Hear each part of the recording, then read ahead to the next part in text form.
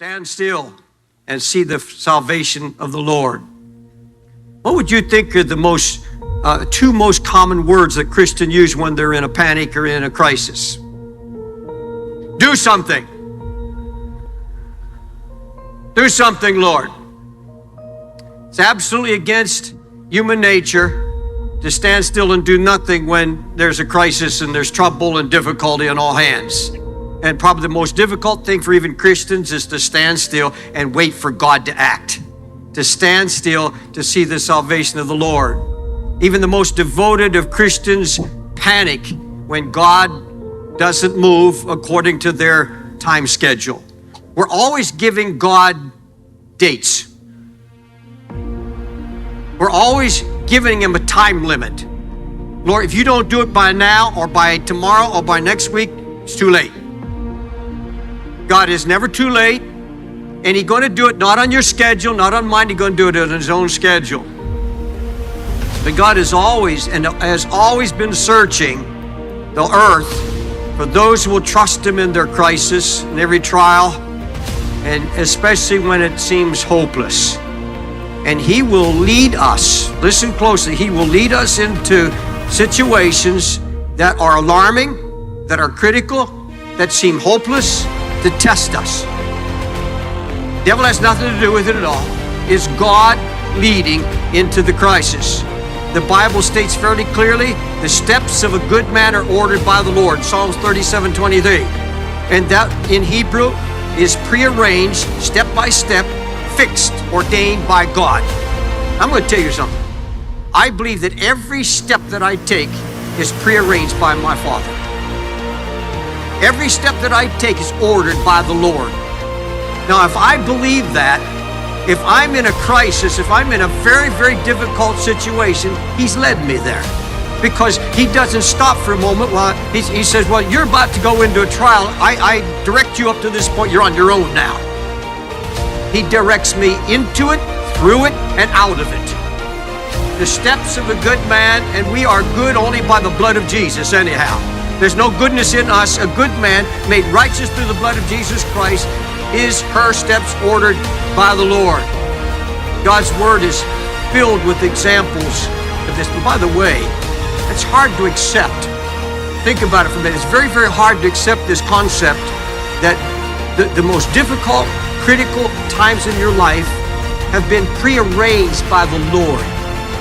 That they are his doing. And folks, when you begin to see that and accept it and understand it, then you're halfway through your problem.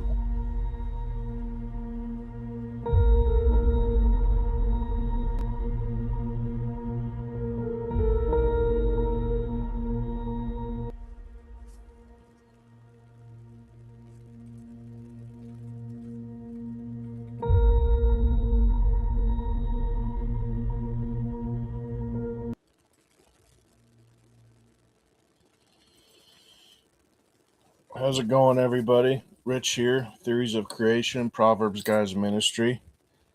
I haven't heard from Dan tonight. I don't know what he's up to. Either way, keep him in your prayers. But, yeah, how's it going, everybody? Here's DC. Hey, welcome in. How you doing, DC? I'm good. I'm going to put my dinner in the oven, so give me 1 second. All right, yeah, take your time. Who's this new guest? Who are you, sir? You want to unmute yourself and introduce yourself?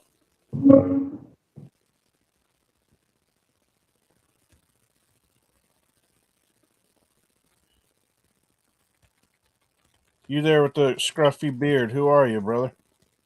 I can't read your...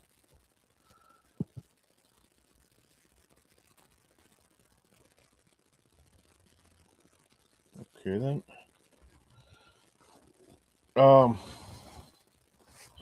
Yeah, I've had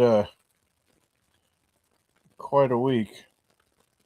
Was it a couple days ago? I was over, we had a guest on this channel, and I went over to his channel to sit in and just talk about a few things, and then two people showed up, and it was just atheistic attack. It wasn't honorable attack. It was, let me speak over you and not give you 2 seconds to, rebuttal or put your words in. It was actually very disrespectful and frustrating, but it really got me thinking on some stuff because we were talking about the design of the universe and how it cannot be infinite. And I don't know, like it was just mockery basically, but it really got me thinking. And I guess sometimes God lets us go through tribulation to kind of get our attention. And um, I want to talk about law, for example, not like, fundamental law, but I guess just law in general. So Paul in Romans 7:7 said, "What shall we say then? Is the law sin? Certainly not. On the contrary, I would not have known sin except for through the law." So the Ten Commandments, for example. A couple of them, thou shalt not bear false witness, thou shalt not steal, thou shalt not covet thy neighbor's wife, thou shalt not commit adultery, right? If it wasn't for those law, there wouldn't Paul wouldn't have really known what sin was, right? I've committed sin in my life. I'll admit it. I've told a lie. That makes me a liar. When I was younger, I stole something. It doesn't really matter the size. It could be a paper clip up to all the way up to a car. It doesn't matter what its value is. Stealing is stealing, right? But Jesus said, you heard it said on old, thou shalt not commit adultery. But I say to you, if you ever look at a woman and lust after her, you have already committed adultery in your heart. I mean, I'm a guy, that comes naturally. We have that natural drive. And I've even blasphemed the name of God, Ten Commandments, thou shalt not take the Lord's name in vain. Basically, what you're doing is you're taking uh, the name of your creator and replacing a name of filth, or replacing a hold on. There we go. You're replacing the name of filth with the name of the Most High. Like, would you do that to your mother if you say like GD or Jesus Christ? Whenever you're frustrated or something like that, would you throw your mother's name in there? But so I'm saying this stuff as an example, right? So by my own admission, I'm a lying, thieving, blasphemous adulterer at heart, right? We only looked at 4 of the 10 commandments. I'm guilty of God's law, and God forbid, say there was an earthquake and my RV here was swallowed up, right? Or a tornado came by and I were to face God on judgment day. If he judged me by those laws, would he find me innocent or guilty? Guilty of his laws. I've broken all those. I mean, we can keep going down the list of the 10 commandments. I'd rather not.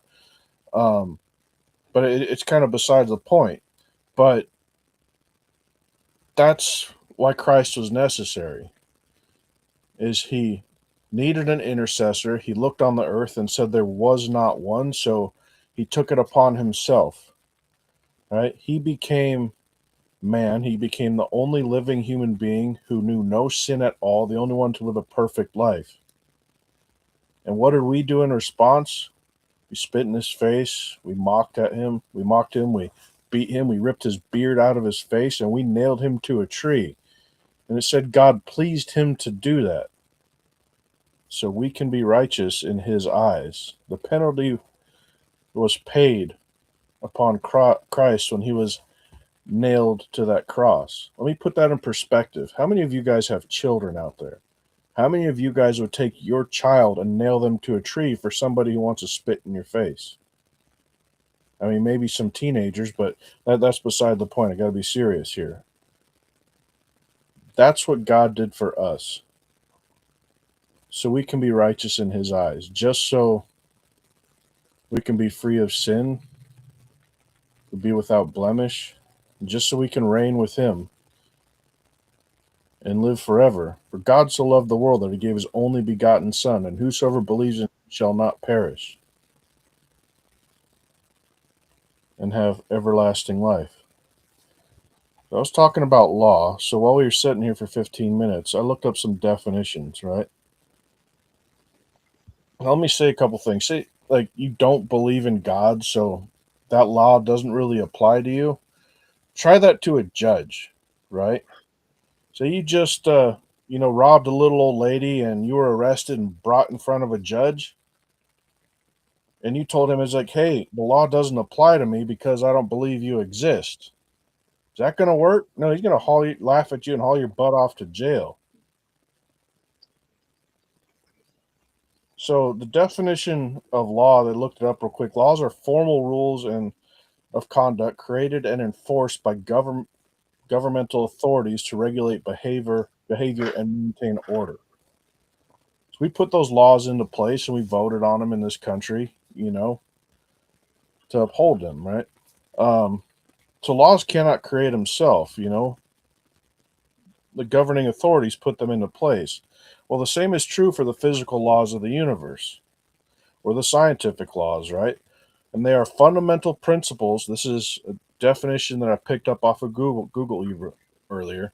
The physical laws of the universe are fundamental principles based on empirical observations and mathematical relationships that describe how the physical world behaves. They are universal, consistent, and absolute, meaning they govern the behavior of all matter, energy, and forces across space and time. So the universe cannot be infinite and self-constructed because by definition, they need someone to govern them, right? The universe is designed and cannot be self-created because there are physical laws that govern the behavior of everything. You cannot get order out of chaos.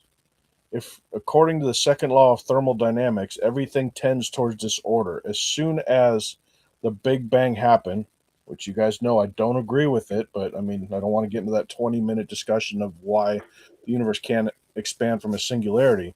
But as soon as the supposed self-creating universe and self-created matter was put into existence, it would automatically start tending towards disorder.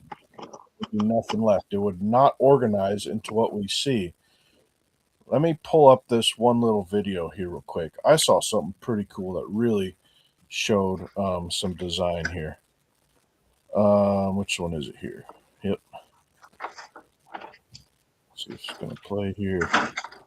This fragile frame that holds me. You're looking at a 16-hour time lapse of an embryo forming its own spinal cord. How did it know to do that? How did it evolve the ability to put itself together like that? Make these lungs that breathe. I did not weave this heart that beats. How do you get that out of random chaos? This fragile frame that holds me in. That's just one small part of this unbelievably, incredibly designed human body. Just and put together, just perfectly constructed. Not all of them are 100% perfect, because all been slowly degrading over 6,000 years. There are slight variations which have imperfections to them. How did it know to do that? With the evolutionary model, how did it learn to do that? I mean, that's just, I don't have words for it. Of course, I'm not a biologist, but still, I would love a biologist to explain how did this DNA learn to do that? How did it construct itself?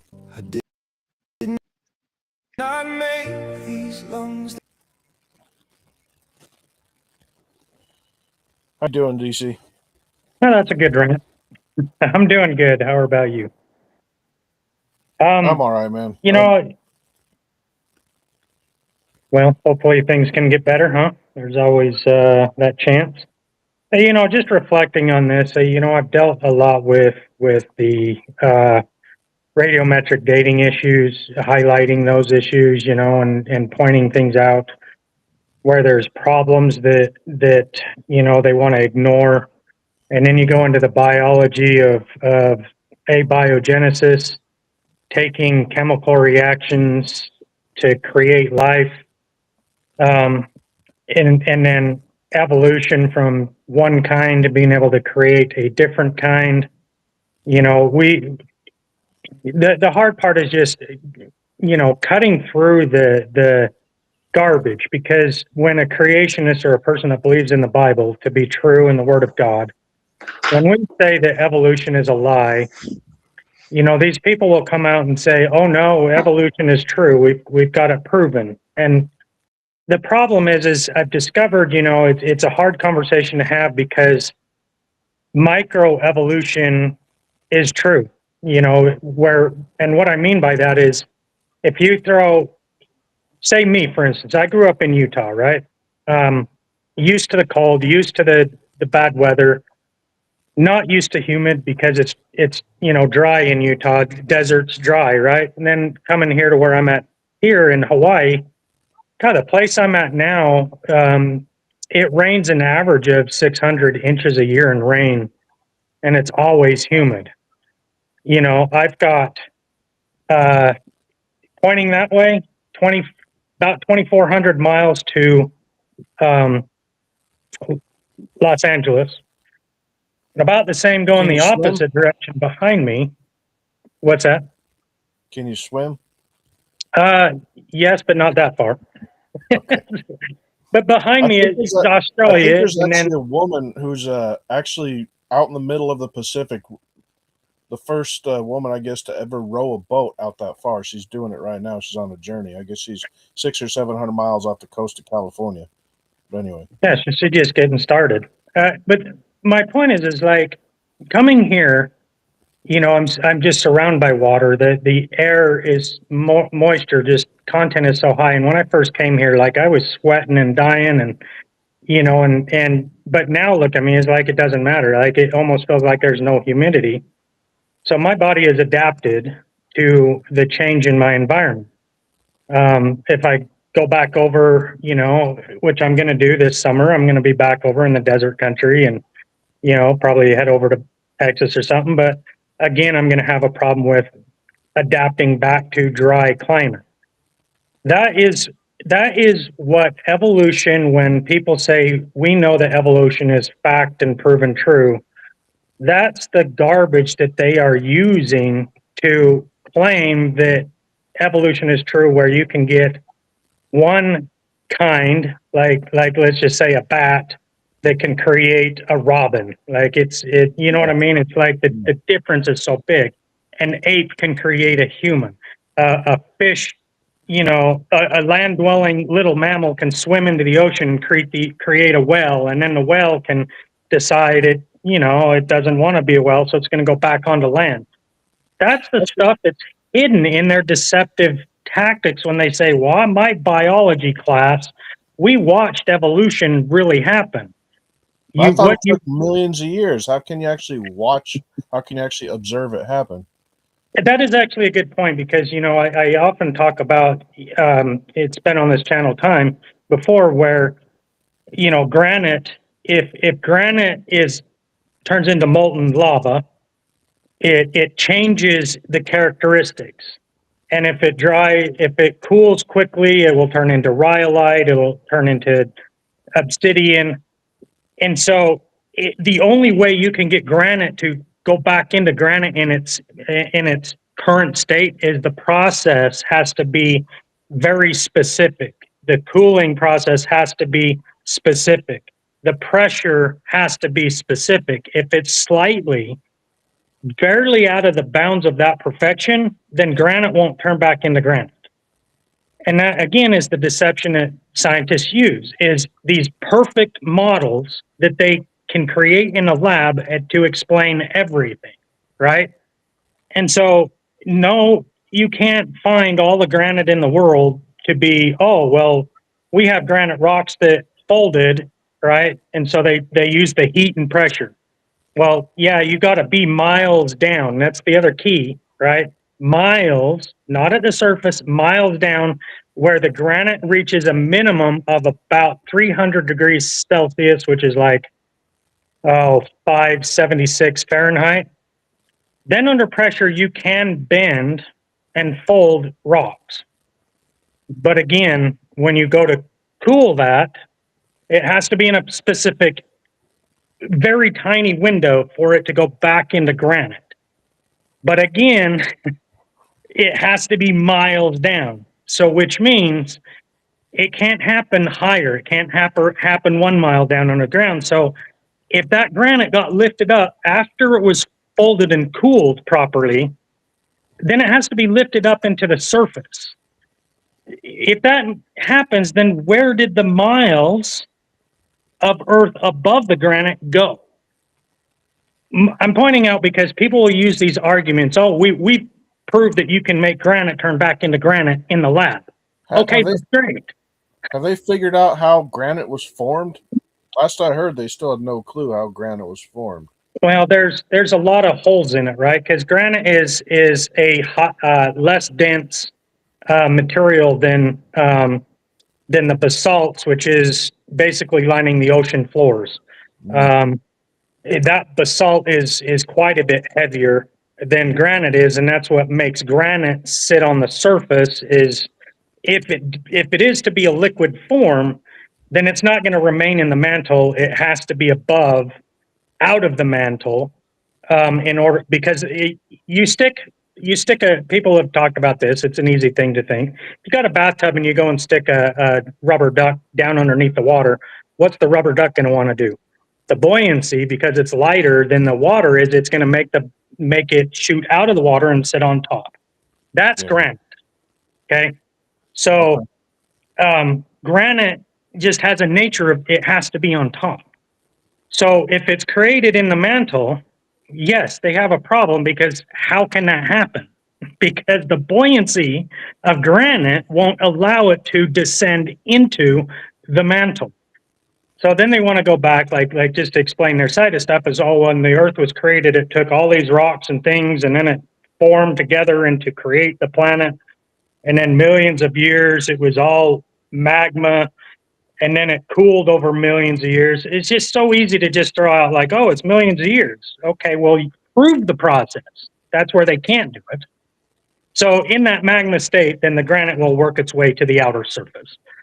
But that relies on the planet being molten, the entire process, which that alone has a major problem.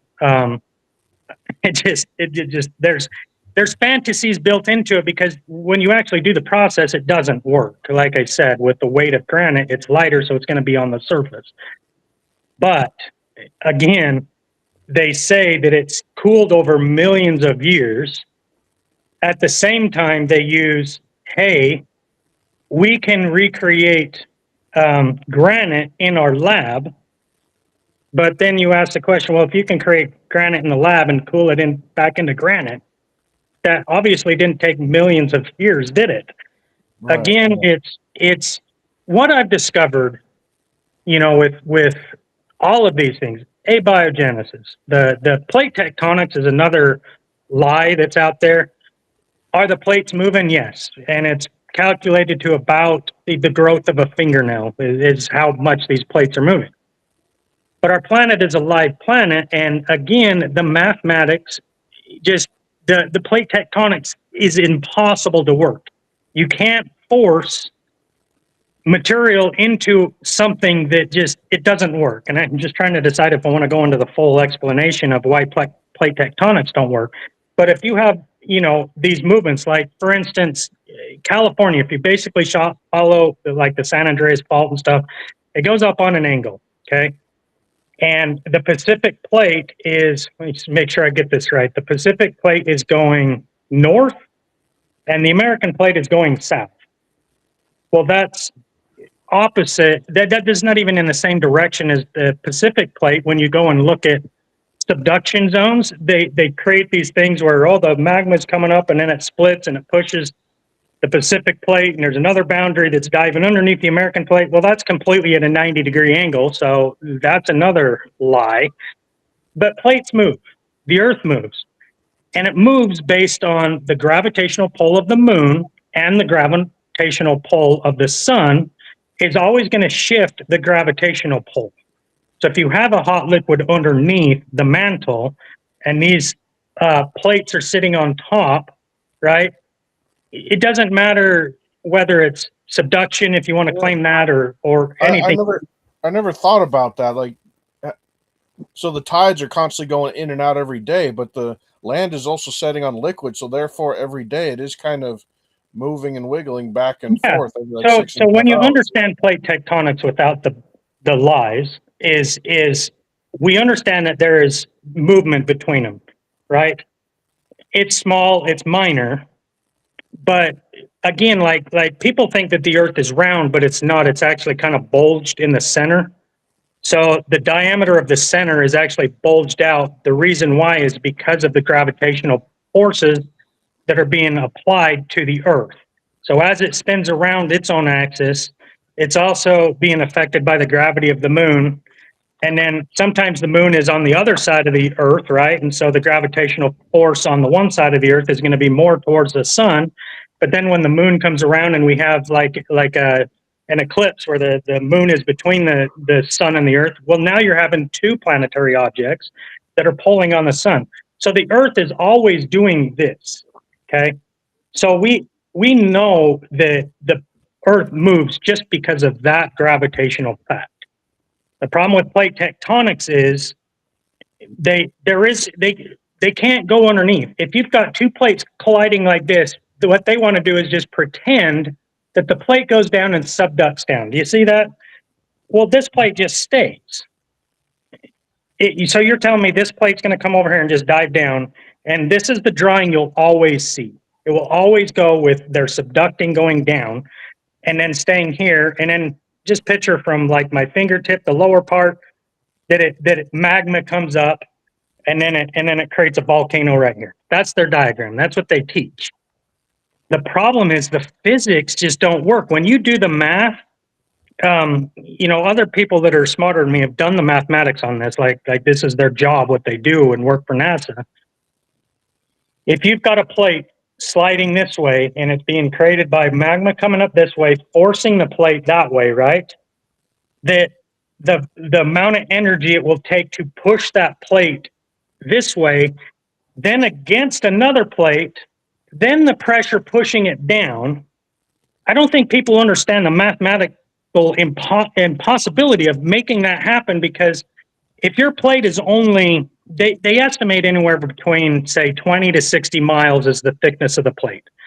So picture this. In between my hands, the top of my hand, the bottom of my hand is the plate. Everything below my hand is the magma. Magma is coming up between my hand. And you're telling me mathematically that magma is going to push my hands apart with thousands of miles of earth pushing against another plate, and it's going to subduct it rather than the magma shooting out the top? Again, the math doesn't show that that's possible. The magma would be shooting out of every single one of the subduction zones that they're claiming, because liquid's going to take the path of least resistance. So if you've got magma coming up in this short little 30 or 60 miles, right? Robin, you want me to show the math? I don't even have to have math to just show common sense here. If you've got 60 miles of the crust and magma is supposedly going up in between, how is the math going to make the plate slide for 1,000 miles? It is easier for the magma to push that plate 1,000 miles against another plate to force that plate to go underneath, rather than just going shooting up straight out like a volcano. You can do the math that it takes, right? So if you're shoving granite or something, I think the math is if granite is being subducted down under, because they claim this too. Granite, it's compression strength, right? So when you're pushing against something like concrete, right? Concrete has a low compression strength. If I get this right, tensile strength, which means that without rebar, you can crush that concrete and it'll just turn into gravel. They put rebar in the concrete because it gives that flexibility, so that if, say, you got weight pushing down on it, you put rebar at the bottom part of the bottom 1/3 of the concrete, What that does is when the concrete is being pushed down, the strength is being placed in the rebar. So that's why rebar is in there, because concrete will crush under pressure. So if you take the plate that's being pushed against another plate, right, you're thinking 60 miles thick. If it goes, pushes against it and tries to go down, that plate will just crush. It won't be forced in because the pressure exceeds the strength of that going in. It'll just crush. So you should have piles of gravel everywhere a subduction zone is, and there's just none, right? Does that make sense? So for instance, if granite is being shoved down in underneath another plate, which is one of the claims of the Pacific plate going underneath, is granite is short by about 60,000 times the strength it needs in order for granite to be subducted underneath itself. Again, you also have the buoyancy problem, is if granite's or even any mantle is going to be shoved underneath another plate, again, at 30 to 60 miles, 30 to 60 miles have to go underneath the plate. If it was subducting under, our mountain should be 30 to 60 miles high, or split halfway if you're going half under and half up, right?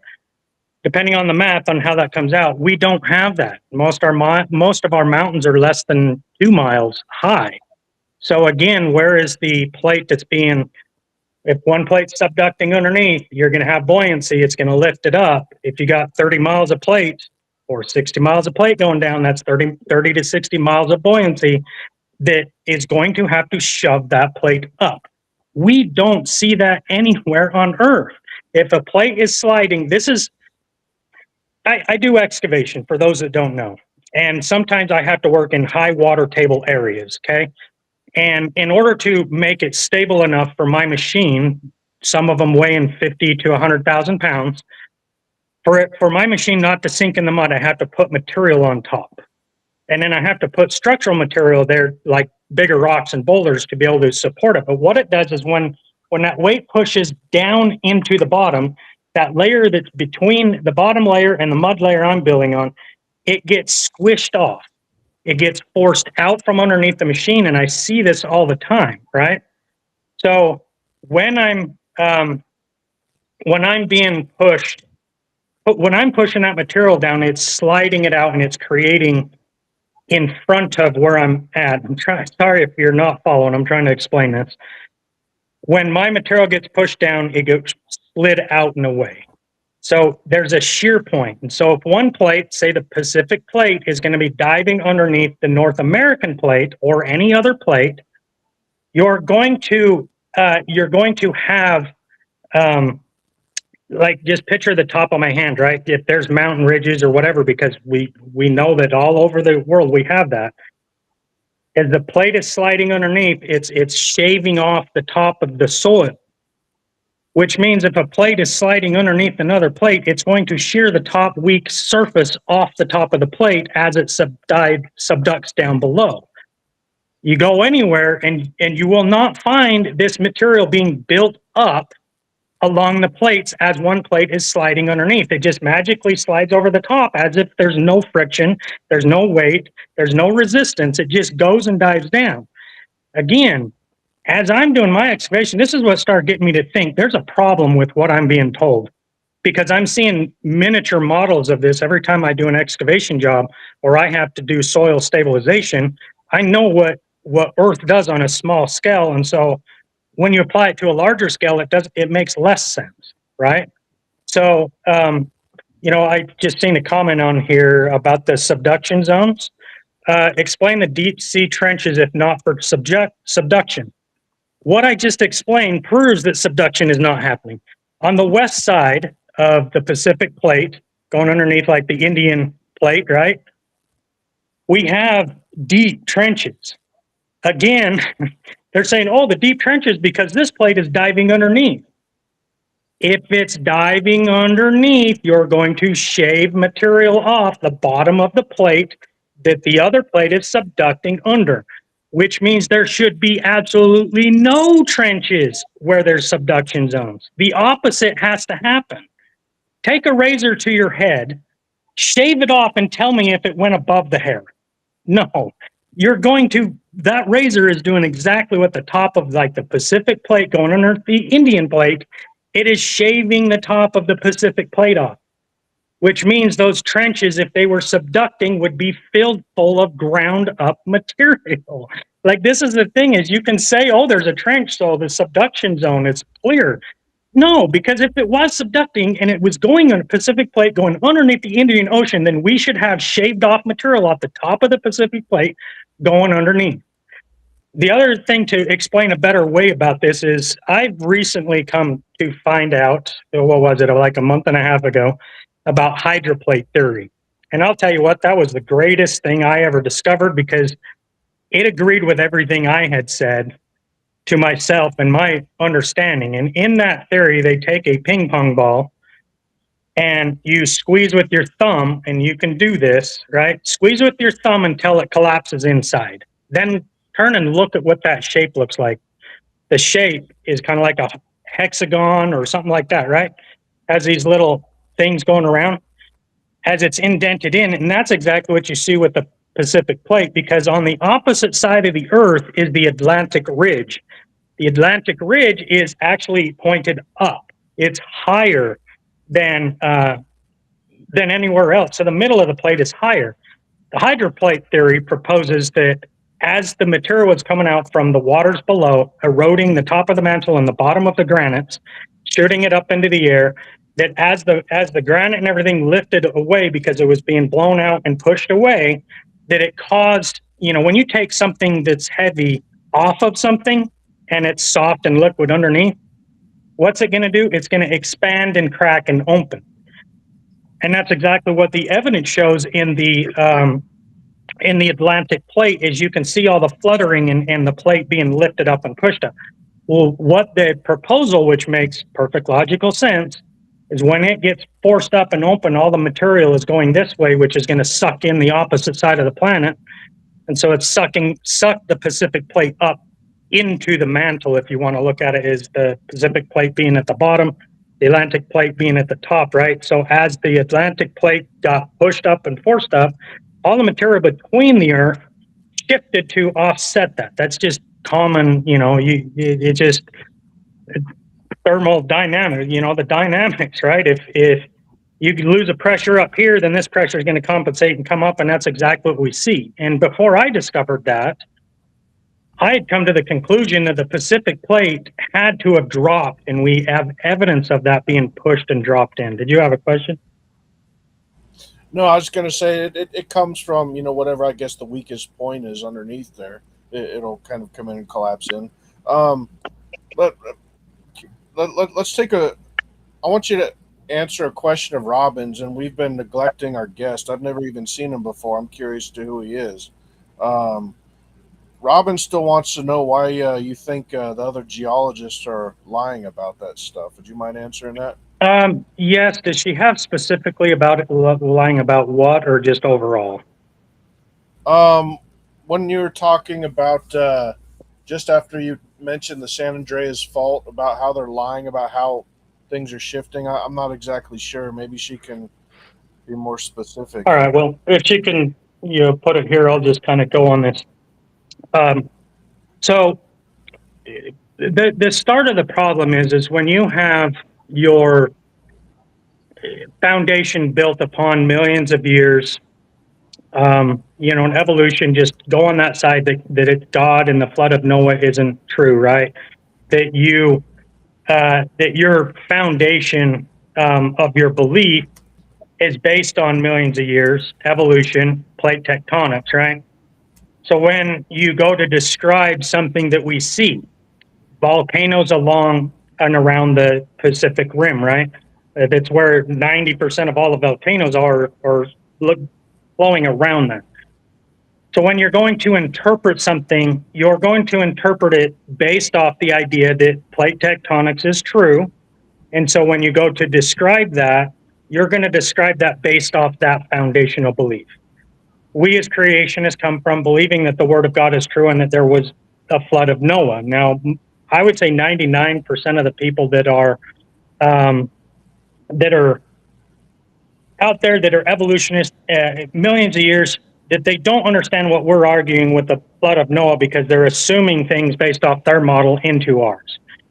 So when I say that people are like scientists are lying, they may not be consciously aware of this, but they are, because I've watched so many videos trying to understand their explanation on stuff, right?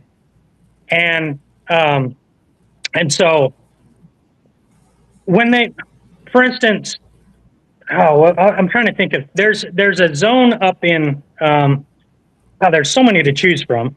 Uh, let's say that there's a zone up in Wyoming, and I'm trying to remember, but it's shaped kind of like this with a bunch of layers coming out, and then there's a mountain kind of protruding through the middle of it. So just picture like a mountain protruding through, but it's not very high, and then a bunch of folds that are going out from it. So from my perspective of the flood of Noah, it makes sense because of the hydraulics lifting that mountain up, which is forcing those layers to split apart.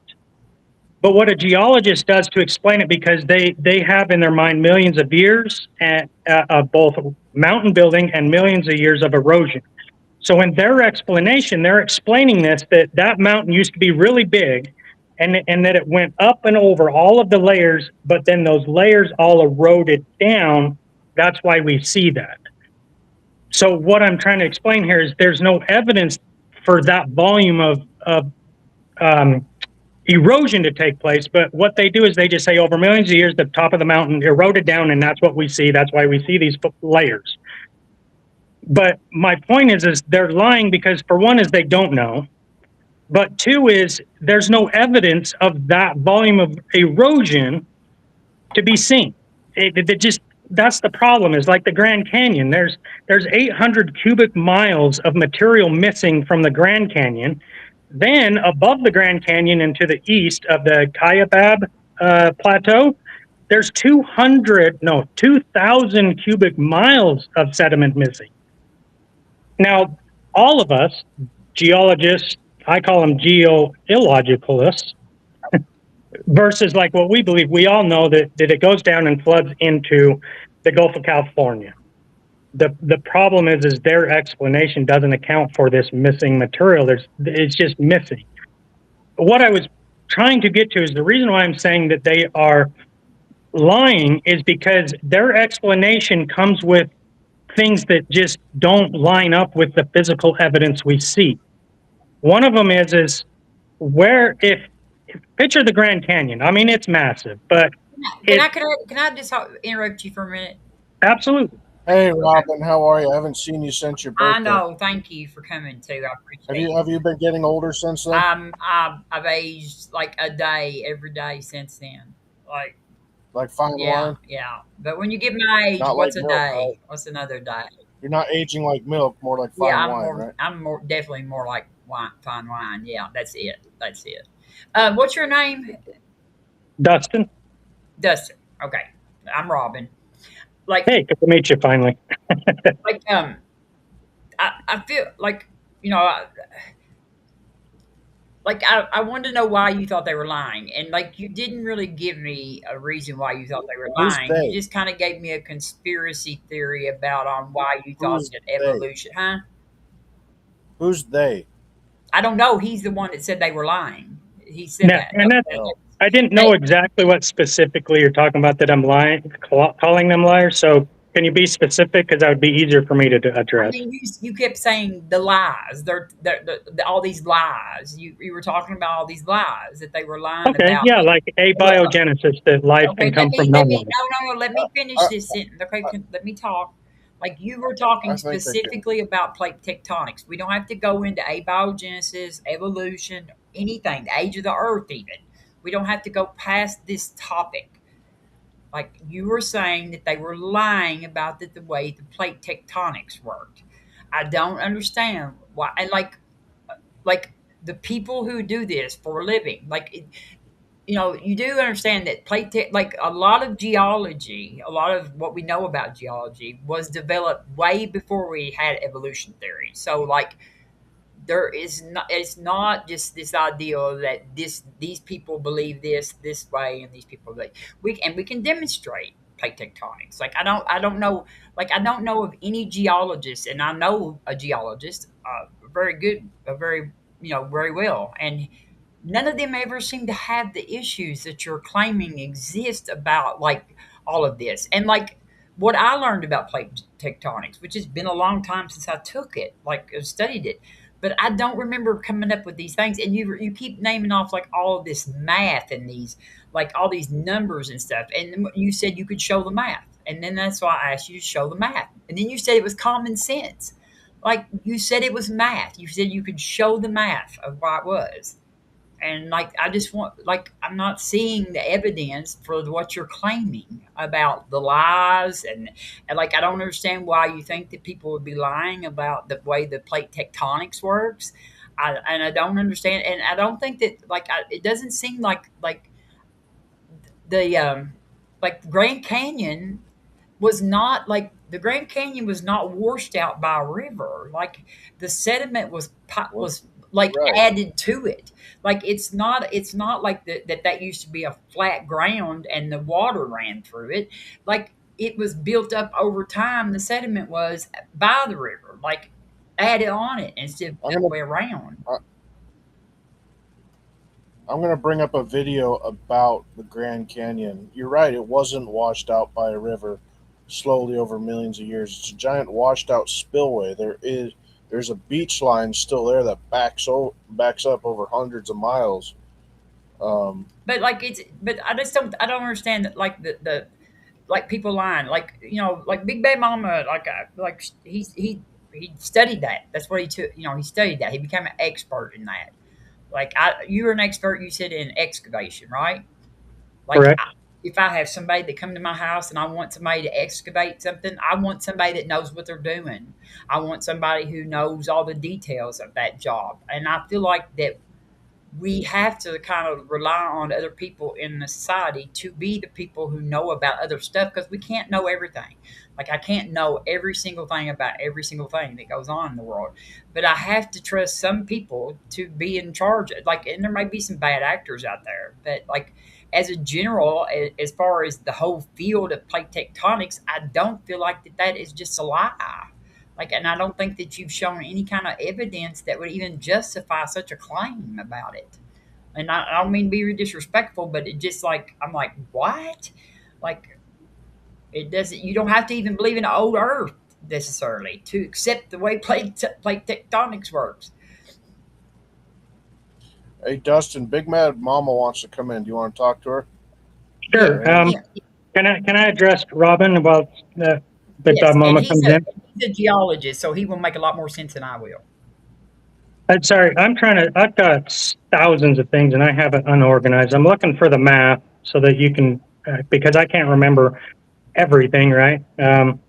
But like when you're describing plate tectonics, that we know that it's true, the problem is no one's observed it. So Yeah, it's all, we're currently observing it. We're observing Yeah, it but every day. We're measuring fault uplift every day. yes. And guess what? One of the companies that measures this is TopCon.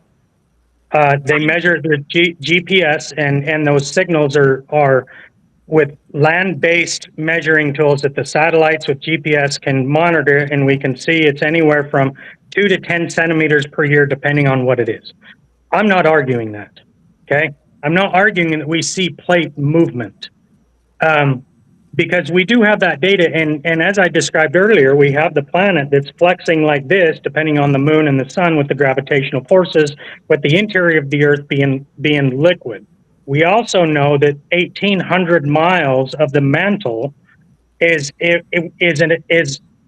solid, barely into a liquid state. So like it would be really, really thick, like more thick than tar molasses. Like it's not a liquid, but it is a liquid. So we know it can move based on the measurements, right, of the plate tectonics. So yes, I completely agree with you on this stuff. The problem is it's interpreted that those plates are sliding underneath another plate. And one of the things I brought up is your own geologists all know that the American plate is sliding south, southeast, and the Pacific plate is sliding north, northwest. That's lateral movement. That is not showing a plate going underneath another one. So again, what I'm trying to point out is, how do you explain the Cascade Mountains and other like island arcs like Japan, a or lot the of line of volcanoes in the Andes? All those are formed due to subduction of oceanic crust. And Yeah, and let then me well, the just say oceanic this. crust that's an wait a minute, interpretation. wait a minute. Well, can I finish? So the Yeah. oceanic crust melts at depth, and then you get the line of volcanoes that follows the line of the subduction zone. So how do you explain that these trenches, the shape of the trenches and the linear shape of those trenches that goes for hundreds and hundreds of miles matches the exact line of the volcanoes? Well, I mean, And there's and two Big Bad things. Mama, hold on a minute. Big Bad Mama is one of our geologists, It's and good to see you guys, by like the way. I don't want to yeah, come in hot or anything, but and like I don't understand why you would say that's just an interpretation. This is what he did for a living. well, it's Like I mean, it's this would be like observable. You you can going look on Google Earth. yeah, but this would be like you going to his excavation site and You telling him how to do his job. Easy, It's easy, like Robin. I got my finger over a mute button here. Let's let him talk. all right, you I'm gonna have get to down anyway. realize that No, you're you good. have to I realize mean, that you have to realize that just two oceanic against crust one is here. denser. It's denser than continental crust, which is more buoyant, and Yeah, so I said that earlier. dives beneath the oceanic or the continental crust. Now, when you get two masses of continental crust that come together in a compression zone, you get a mountain range like you see in the Himalayas. And you can just see that where the Indian subcontinent smashed into the Eurasian subcontinent and formed the Himalayas. You can view it with your own eyes just looking on Google Earth. And the same with Italy basically smashing into Europe. You got the Alps that way. That's how those mountains formed. So, plate tectonics explains every mountain range that we have on the planet. Well, can I go now? Yeah, go ahead. Yeah, sure. First off, before I go into explaining some of this stuff, I just want you to understand that I want you to see how what you're seeing is an interpretation of what you're observing. It's not facts, although it appears to be like plate pushing against a plate is going to create a mountain. That does make logical sense on someone that just wants to, show, hey, plate tectonics is creating a mountain.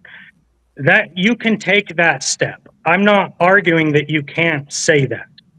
What I am saying is there's evidence that just does not support that there is a better explanation for that. And for those of you, you guys watching this, it would probably be helpful if you could watch stuff on the hydroplate theory, because all of these things that you're explaining actually has better science behind it that actually does back up how these things formed instead of just saying plate is pushing, volcanoes and mountains raise. I'll pull it up. So watch some of that stuff because it will explain it really well. So what I want to get at is on the hydroplate theory, the reason I go with that is I'm going to back up. I don't know if you've heard from episodes before, but last year I put about 10,000 miles on my truck driving through the mountain ranges of the Rocky Mountains between Salt Lake City, Denver, down to like the Grand Canyon and up to like Wyoming. I drove everywhere on every mountain.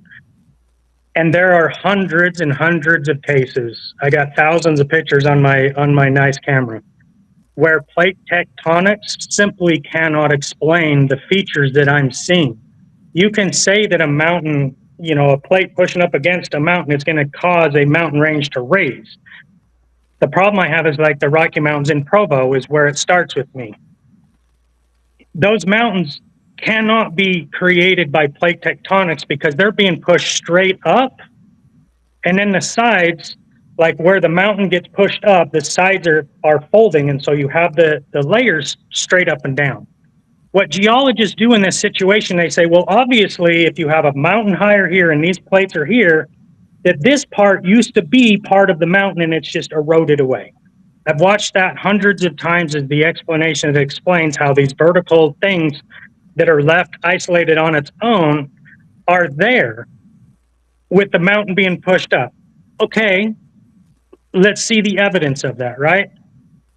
If a mountain is being pushed up millions of years, but this thing is weaker material, more of a limestone or a sandstone, that the mountain being pushed up is harder, then this shouldn't exist because this is a weaker material than the bigger mountain. So if it is eroding, that would have been eroded long before the in between it. Does that make sense? So I see this Kind of, all over. I'd have to like know I know it. specifically where you're talking about, and maybe Yeah, maybe this one I'm talking about is up Hobble Creek Canyon in Provo. But I know it's hard, but I don't understand. But well, it's hard what for, my it's hard for point me is, to picture. And like if you did give me like a specific location, I could look into it and have a better discussion with you about it. I mean, we're talking about a complex mountain building, the Laramide orogeny. It's a very complex mountain building event that form the Rocky Mountains, and the Rocky Mountains are very, very complicated. But they are very complicated.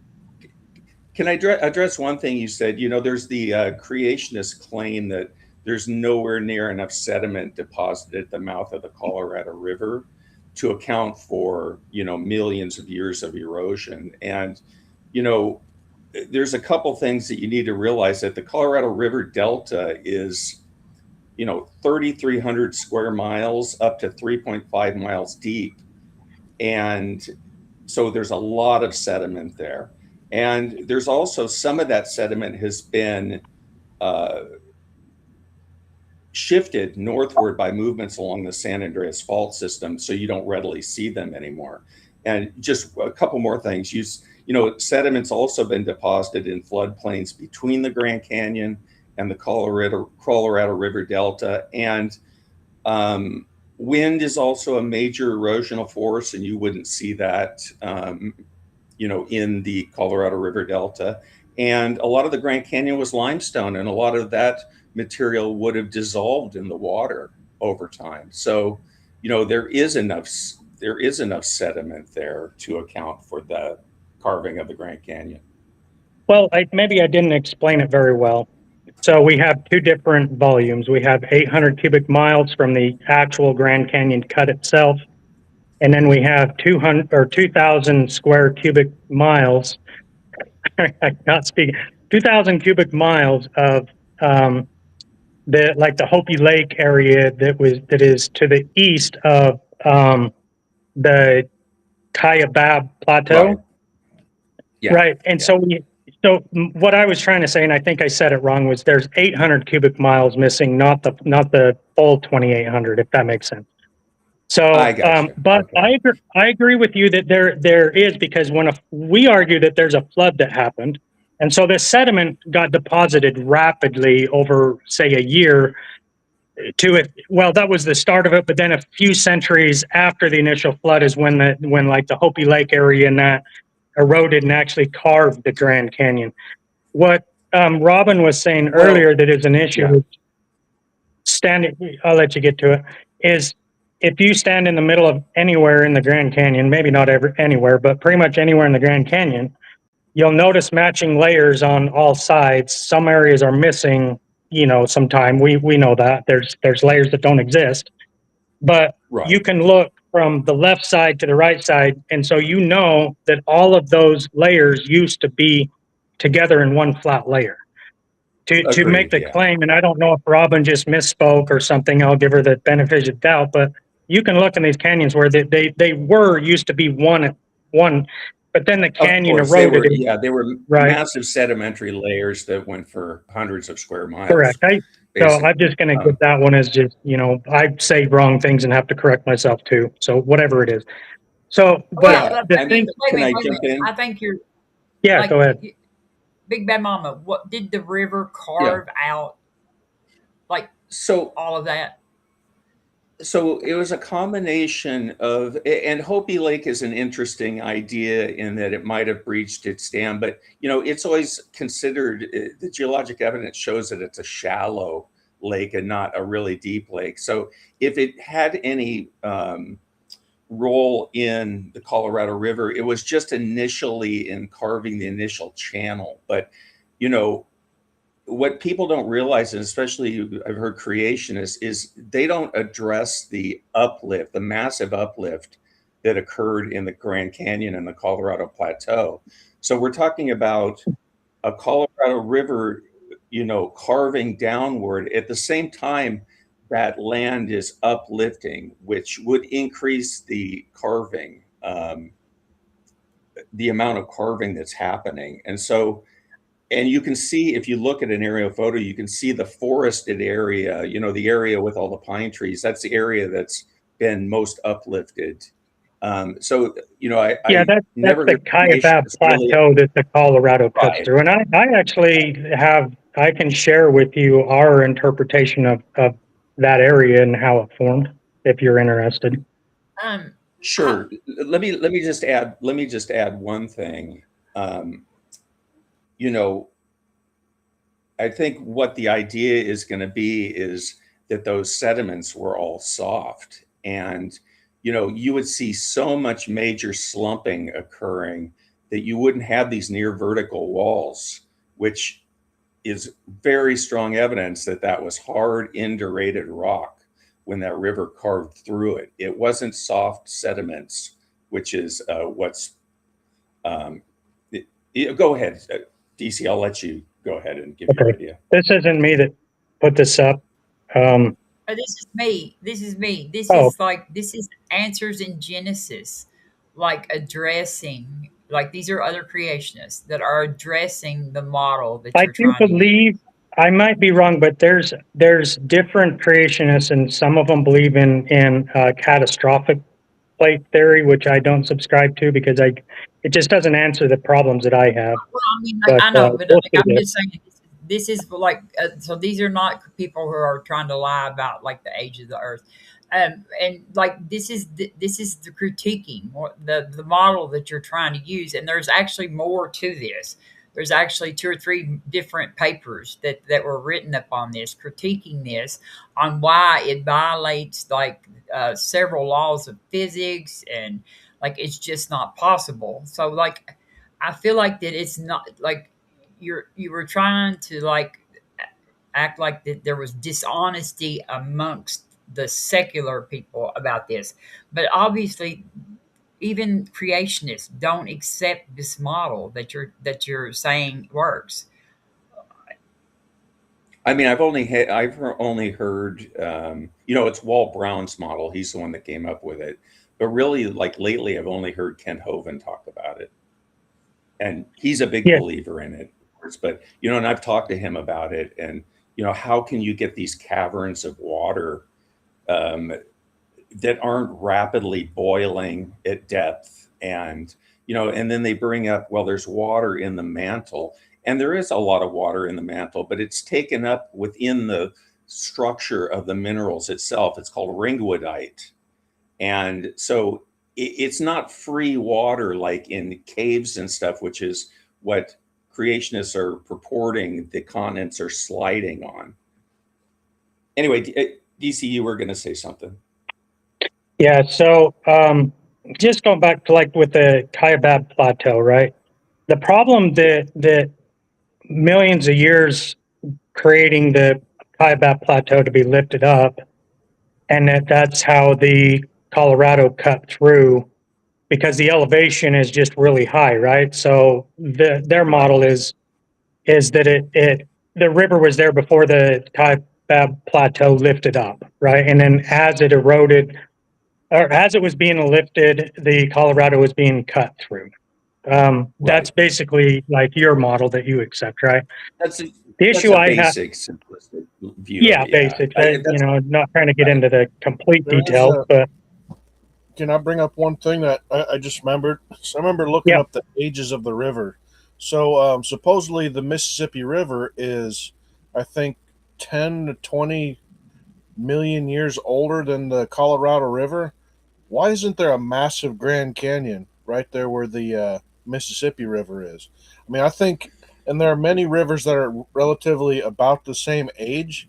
And why isn't there massive Grand Canyons all over the planet? I mean, nothing's Well, raising there are up. some really big canyons around, including just in Utah itself. I mean, you have a complete canyonlands, and you have the goosenecks of the San Juan, and down in Mexico, there's some canyons that are bigger than the Grand Canyon.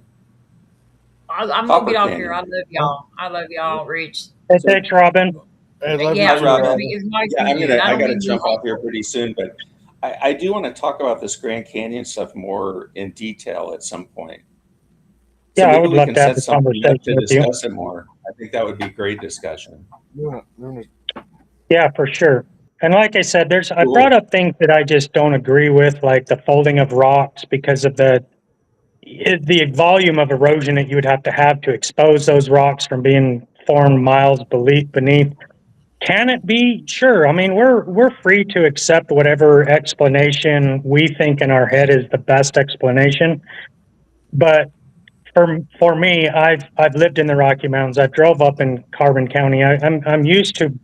My whole world is as dirt, rocks, alluvial fans.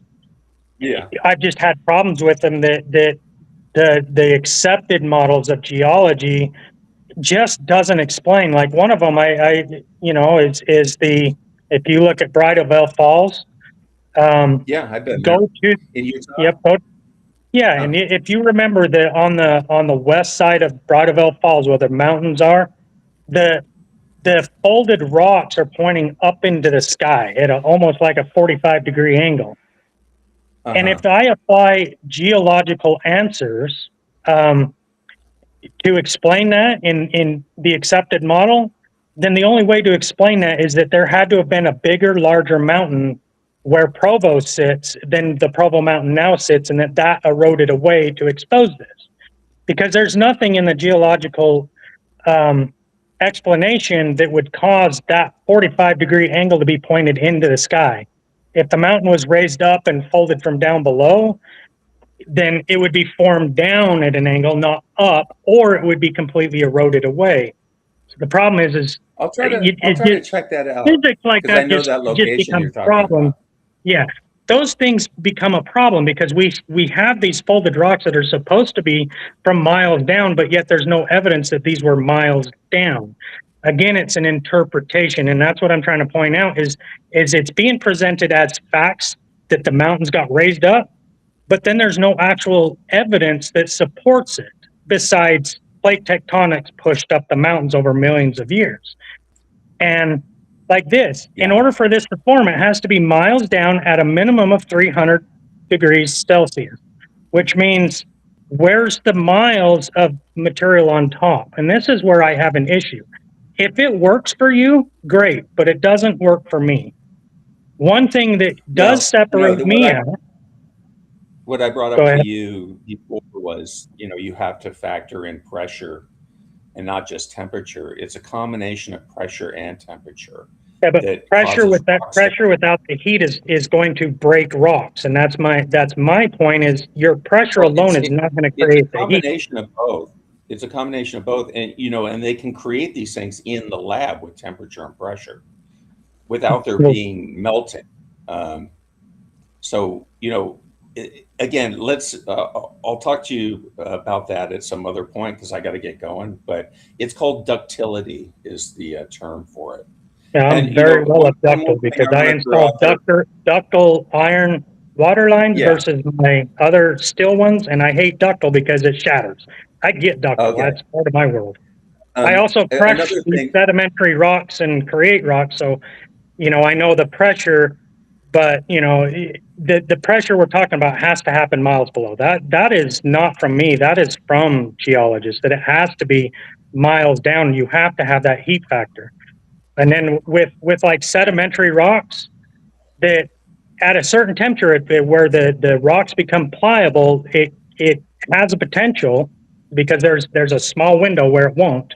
The sedimentary rock will crystallize if the temperature is too high. So that means that all of these folded It'll rocks turn like that right metamorphic. there at It'll Bridal turn Fall, metamorphic. yes, it will turn metamorphic and crystallize. The problem is we don't have that evidence like at the sedimentary rock I'm talking about, like at Bridal Falls, right? That's not metamorphic rock. That means the window that your perfect scenario has to meet for all of this is everywhere.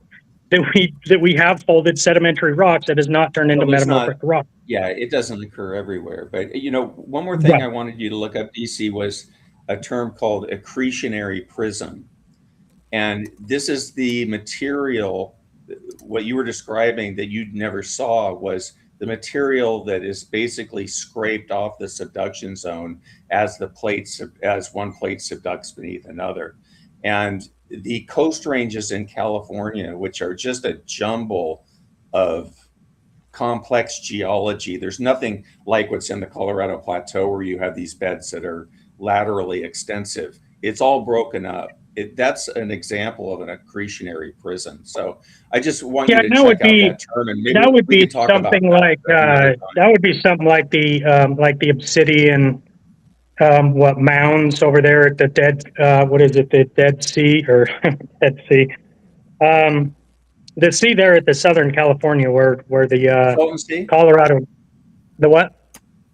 Salton Sea? Salton Sea. God, my brain sometimes I got too much. If you notice, I don't use Oh, that's notes, all right. so all of this is in That's my a head. complicated area geologically. It's a very complicated area because we do have the different things, and so yes, California is littered with that. I've had problems over the years with all the mountains there between like Las Vegas and San Bernardino. That how are these rocks and sand clear up on the side of these mountains? Like it's there's some strange things all along the coast that does make you wonder, right? Yeah, I mean it sounds like you really like that kind of stuff. You like the outdoors and you like that kind of looking at that stuff. I do. The thing I've got is, as an excavator, like I'm always digging into the dirt and rocks. Yeah. And so there's been times where I dug a basement for a house in Santaquin, Utah, and it's all this like, leftover from Lake Bonneville where it's sediment, but it has pinholes in it that makes it collapsible material. And so we always have to process this, dig it out, recompact it, put it back in because of, you don't want a house sitting on collapsible soils.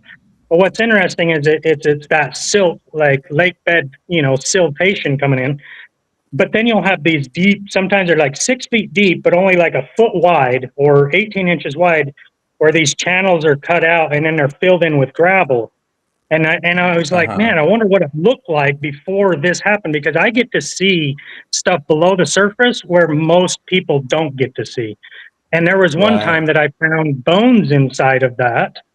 And I was like, wow, this is weird. And so we had a geologist that works at a lab, took the bones, and they come back to say that it was deer bones.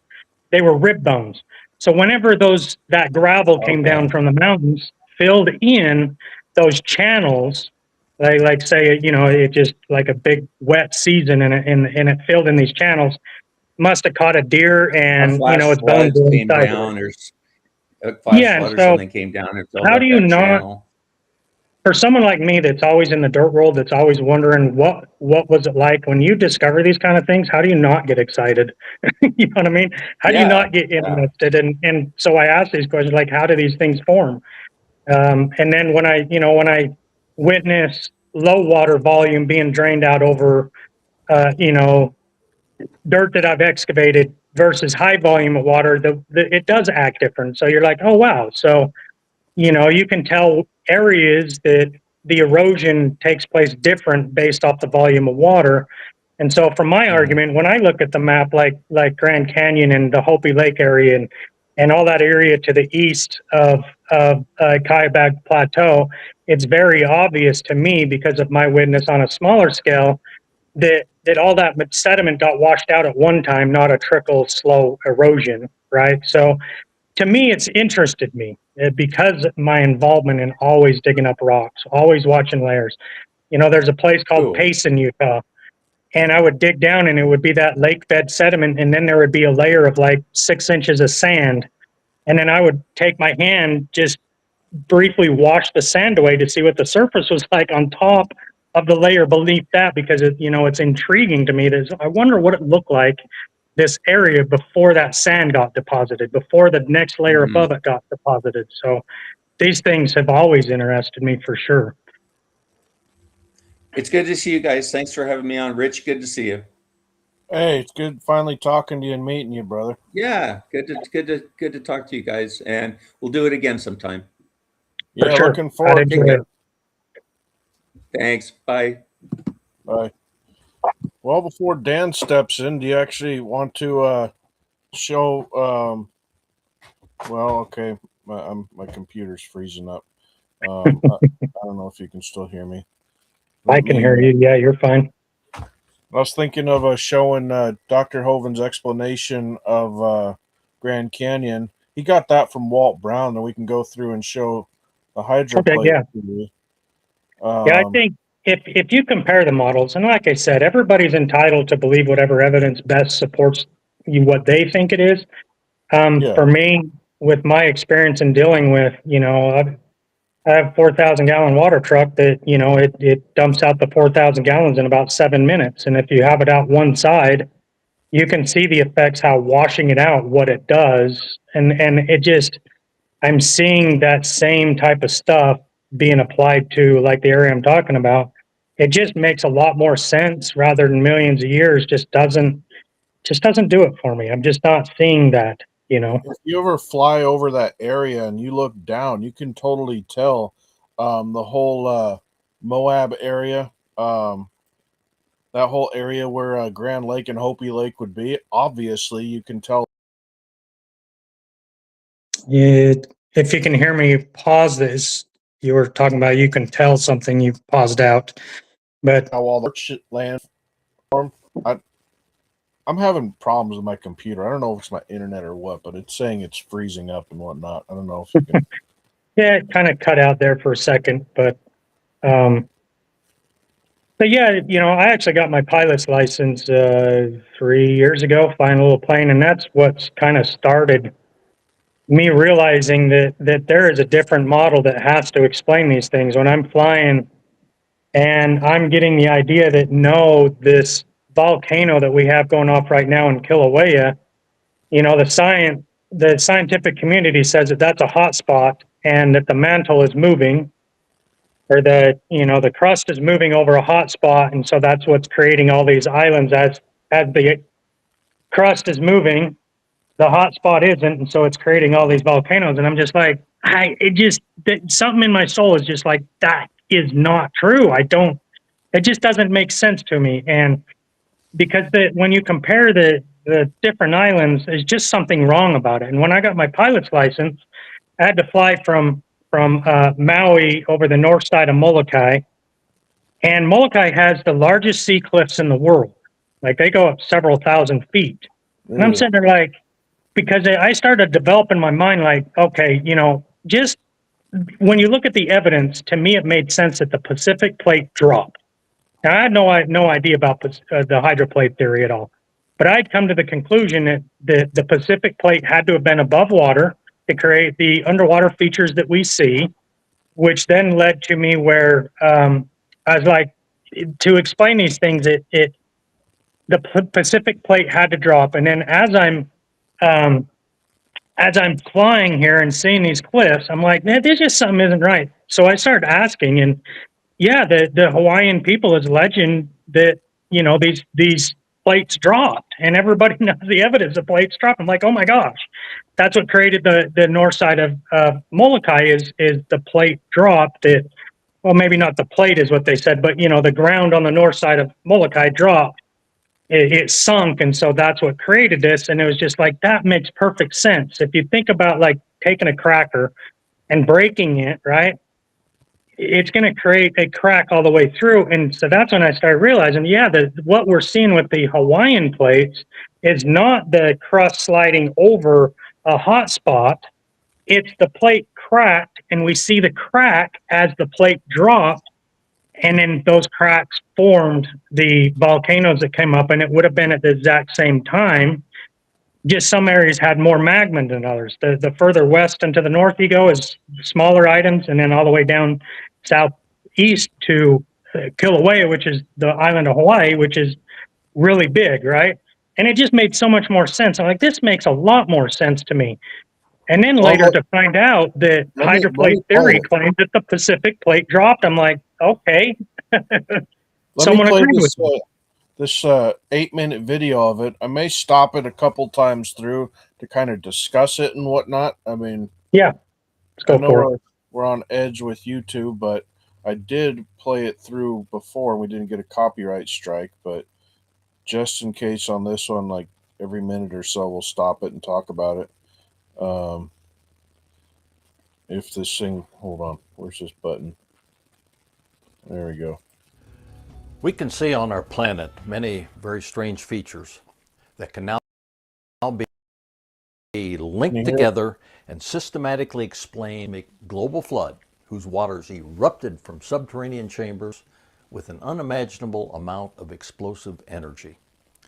This explanation shows how major mountains formed very quickly. It explains our coal, oil, and methane deposits,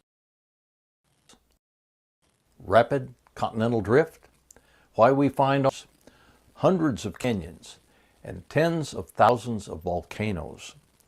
It explains the formation of the layered strata and almost all fossils, the frozen mammoths, the so-called ice ages, and major land canyons, especially the Grand Canyon.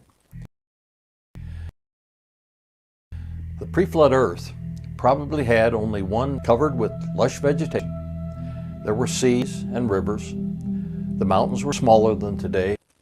Hey, is there anything standing out to you from what he talked about so far? What all of us kind of agree on is that there was at some point like a Pangea where all the mass of the Earth was in one place. Like we don't really. So this theory is different from Pangea. Pangea states like basically the landmass that we see on Earth is the same as it was. It was just all in one giant continent with 2/3 of the Earth still being ocean. This theory, like the Bible talks about, is all of the water, that are now in the ocean were in underwater chambers, and only, small lakes and smaller seas were covering the planet. So those are the two differences in the theory. Yeah, I was just kind of pointing out some similarities, but a little bit of differences there, yes. And, I'm not going to dive into it this second, but I would like to in this video if I can, is like I'm just going to bring it up, is the problem with the old Earth, like with limestone, right? That it's, the idea is that all limestone is created by the shallow, warm sea creatures that are in there creating the limestone. Mm-hmm. The problem that we do have with that is if you calculate all the limestone that we do have, there should be a lot more carbon dioxide in the atmosphere because every molecule that is used to create a unit of limestone, a molecule of sorry, too much stuff in my head sometimes. Hard to get it out. That's not a bad thing, man. That's not a bad thing. I don't like notes. I would prefer to just have everything in my head, which sometimes makes the filing process a little slow to get out, right? Some buffering. But then there's a lot to talk about. Yeah, so you have the molecule to create the limestone. One molecule, so every molecule of limestone, a molecule of carbon dioxide is released into the atmosphere. And the problem that we have with that is the hydroplate theory answers this at a scientific level of we can't have all of our limestone created in the surface in shallow seas, or else the carbon dioxide would have killed off the planet. That's some math that we can do, and maybe it'll be in here. So when we're talking about some of this stuff that they're explaining, there's scientific proof by people that this is their world doing this science, or proven that. And I think it was I got it on my phone somewhere, but it's an I think it's, if you combine all of the like the limestone, like the carbon monoxide that is produced by the earth, is whether it's the oceans, whether it's the living animals, it comes out to be like 7,400 units. But the CO2 level, and we're talking about limestone, right? With the CO2 and the limestone, if you add it all up, the entire Earth, excluding limestone, is like 7,400 units of carbon dioxide. You add the factor with the limestone in, there should be, based off the math, if it was created at a higher, like they say in the shallow seas, that it's 60,000, or is it 600,000? It's either 60,000 or 600,000 units that should be in the atmosphere that doesn't exist. Like it's not there. We don't have evidence of it. And so, like the hydroplate theory is this limestone was created in the supercritical water that was between the granite crust and the mantle, and as it eroded, created in that supercritical, it's creating molecules in there of one limestone going and creating the limestone, and then the CO2 going up into the top of the supercritical water, where it meets the granite, and then the chemical reaction with the granite then splits. As it erodes, it splits, creates limestone, and then it creates another molecule of carbon dioxide. But then that molecule now can get it's just like this big circle where it just goes back and forth, which explains where all the carbon dioxide would have went, and also explains the creation of all of the limestone that we do have. Anyways, we can play the video some more. I just want to kind of point that out. Yeah. Let me find the button here. There we go. Perhaps 5,000 feet high. According to the hydroplate theory, about half the water that is now in our oceans was originally contained in interconnected subterranean chambers. This water formed a thin spherical shell at least a mile thick, perhaps 60 miles below the surface of the pre-flood Earth. Increasing pressure in the subterranean water stretched the crust, just the pressure inside increased. Failure in the crust began with a microscopic crack which grew in both directions at about 2 miles a second. This crack, following the path of least resistance, encircled the globe in about 3 hours. As the crack raced around the Earth, the overlying rock crust opened up like a rip in a tightly stretched cloth. The subterranean water was extreme pressure because of the weight of the 60 miles of rock pressing down on it. So the water exploded violently out of this rupture. All along the globe-encircling crack, fountains of water jetted supersonically into and far above the atmosphere. I want to bring up one thing right here, because this video he doesn't mention it, but in his book he does. He does the math of it, and he theorizes that some of the rocks that are pushed out of the atmosphere would actually surpass escape velocity. So a couple years ago, I need to get the dates and times for later on, but we sent, I think it was like 7 or 8 years ago, we sent out a spacecraft to intersect and actually gather some samples off of Bennu was the asteroid, or was Bennu the name of the spacecraft? But anyway, we went and touched it, and we gathered samples, and then it sent a capsule back to Earth a couple years later. And when we were analyzing the samples, it found it had water ice on it and several amino acids. Now, of course, the secular scientist right then said, okay, maybe this is where life came from, and maybe this is where water came from on the Earth originally. But I don't think they knew about Walt Brown's hydroplate theory. And that according to his theory, that asteroid could have been a chunk of rock. So one of the things that we find in fossilized amber, which is fossilized tree sap, are air bubbles that show a difference in atmospheric pressure before the flood. So since we know that gravity is based on the overall density of the planetary body, we can theorize with Walt Brown's hydroplate theory that before the flood, the gravity well of the Earth would be stronger, therefore increasing atmospheric pressure, pulling the atmosphere down, and we get increased pressure, more of a greenhouse effect, and which would allow, greater vegetation and larger animals like dinosaurs and stuff like that. Dr. Hovind talks about crystalline canopy. There are other ways to really explain how, that atmosphere would kind of crush down. I think that's how it can be explained through that. But there are ways. I wish I knew a mathematician, somebody who could actually calculate orbital mechanics. But if you look at the trajectory and the path of an asteroid or any planetary body, you can actually calculate it back and create computer models to follow it back. I would love to take the trajectory of that asteroid and follow it back about 4,400 years and see if it did come from Earth. I think some people have done that. I know that they say it's really hard to do that. There's some complications to make that claim. But like what it backs up is like what you're saying, right? We know that the velocity that is calculated that the supercritical water before it broke was sitting at 300,000 psi. And when that broke, it had the capacity to send particles, rocks, and debris out of the Earth's atmosphere at about 28,000 miles per hour or greater.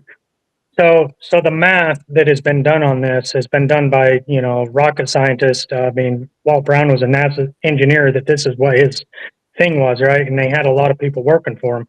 The interesting thing about that is Walt Brown, made this claim that I didn't know he worked for NASA, did he? I knew he was a physics professor at the yeah, Air Force. he worked at NASA, and a lot of what he developed with it. This is how he developed it was because of his time with NASA and being a NASA engineer. That this is kind of his world, and this is what made him question, because he didn't believe in this stuff, right? He was a plate tectonics guy, but then when you actually start applying it, the mathematics to it, things just don't work. But what he was saying is that if you have a theory, then you should be able to create predictions that if your theory is proven true, that your predictions would come true. And one of them was like talking about the asteroid you're talking about, that there was an asteroid, and I don't remember which one it was, I'll look it up. They launched a spacecraft into it to crash. And Walt Brown was telling them, hey, look, you're going to have problems because it's not a solid rock. It came from the Earth. And in his theory, he was saying that because it's a bunch of loose gravel that came together, right, that it kind of looked like a peanut. And because it was loose material based off his theory of the hydroplate theory that he created, that if the spacecraft hit it, it would not react in the way that they said, because the scientists believed it was a solid rock, and Walt was saying, no, it's loose gravel. When it hit it, it flashed, and it reacted so differently that they're like, oh, we're surprised. And like, that was the prediction I gave. And so like the problem is it's a peanut, and they know that it was two masses come together. That right there alone is a massive problem that science just kind of wants to brush under the rug because they know it's problematic. In space, if your velocity is slightly different, they're going to crash and explode or hit and bang away from each other depending on the density of the material. So for two stellar objects to merge means they had to have come from a source of the same place and the same velocity. The hydroplate theory predicts that, and it fits the model. Whereas if it was out, let's say that it was the Big Bang and it's remnants of the Big Bang in our galaxy as planets are forming, these materials are going to be flying at massive different velocities in different directions, that if they hit, they would explode. That even mathematicians, astronomers know that that's a serious problem, because the likelihood that two objects can merge together is a really difficult thing for them to overcome. But the hydroplate theory predicted that, and that exactly played out. I guess we can watch more on this. Yeah, I pulled it up in 2020 October. We launched it on a United Launch Alliance Atlas 5 rocket, and on 23, it collected service rocks in 2020. Never mind. Yeah, and then returned it in 23, and the asteroid was Bennu, B-E-N-N-U. Yeah, there's a couple different missions that they took. And another thing I want to point out too is this part of the video that we're watching, right? These rocks and things were being exploded out, and the moon has way more craters on the side facing the Earth than the backside. A problem with that from astronomers is the Earth is blocking that side. So if it's going to be hit, they're going to be coming in on angles. But why is the side facing the Earth got way, like, significantly more impacts versus the backside? And if the hydroplate theory is correct, again, it's a theory, but it's a really good one in my opinion. As the material is being exploded out from the supercritical water, 300,000 psi shooting these things, what are you going to get? You're going to get the side of the moon facing the Earth bombarded with, these Earth particles. And I don't remember when it was. Maybe you can look it up. But there was a rock found on the moon that came from the Earth.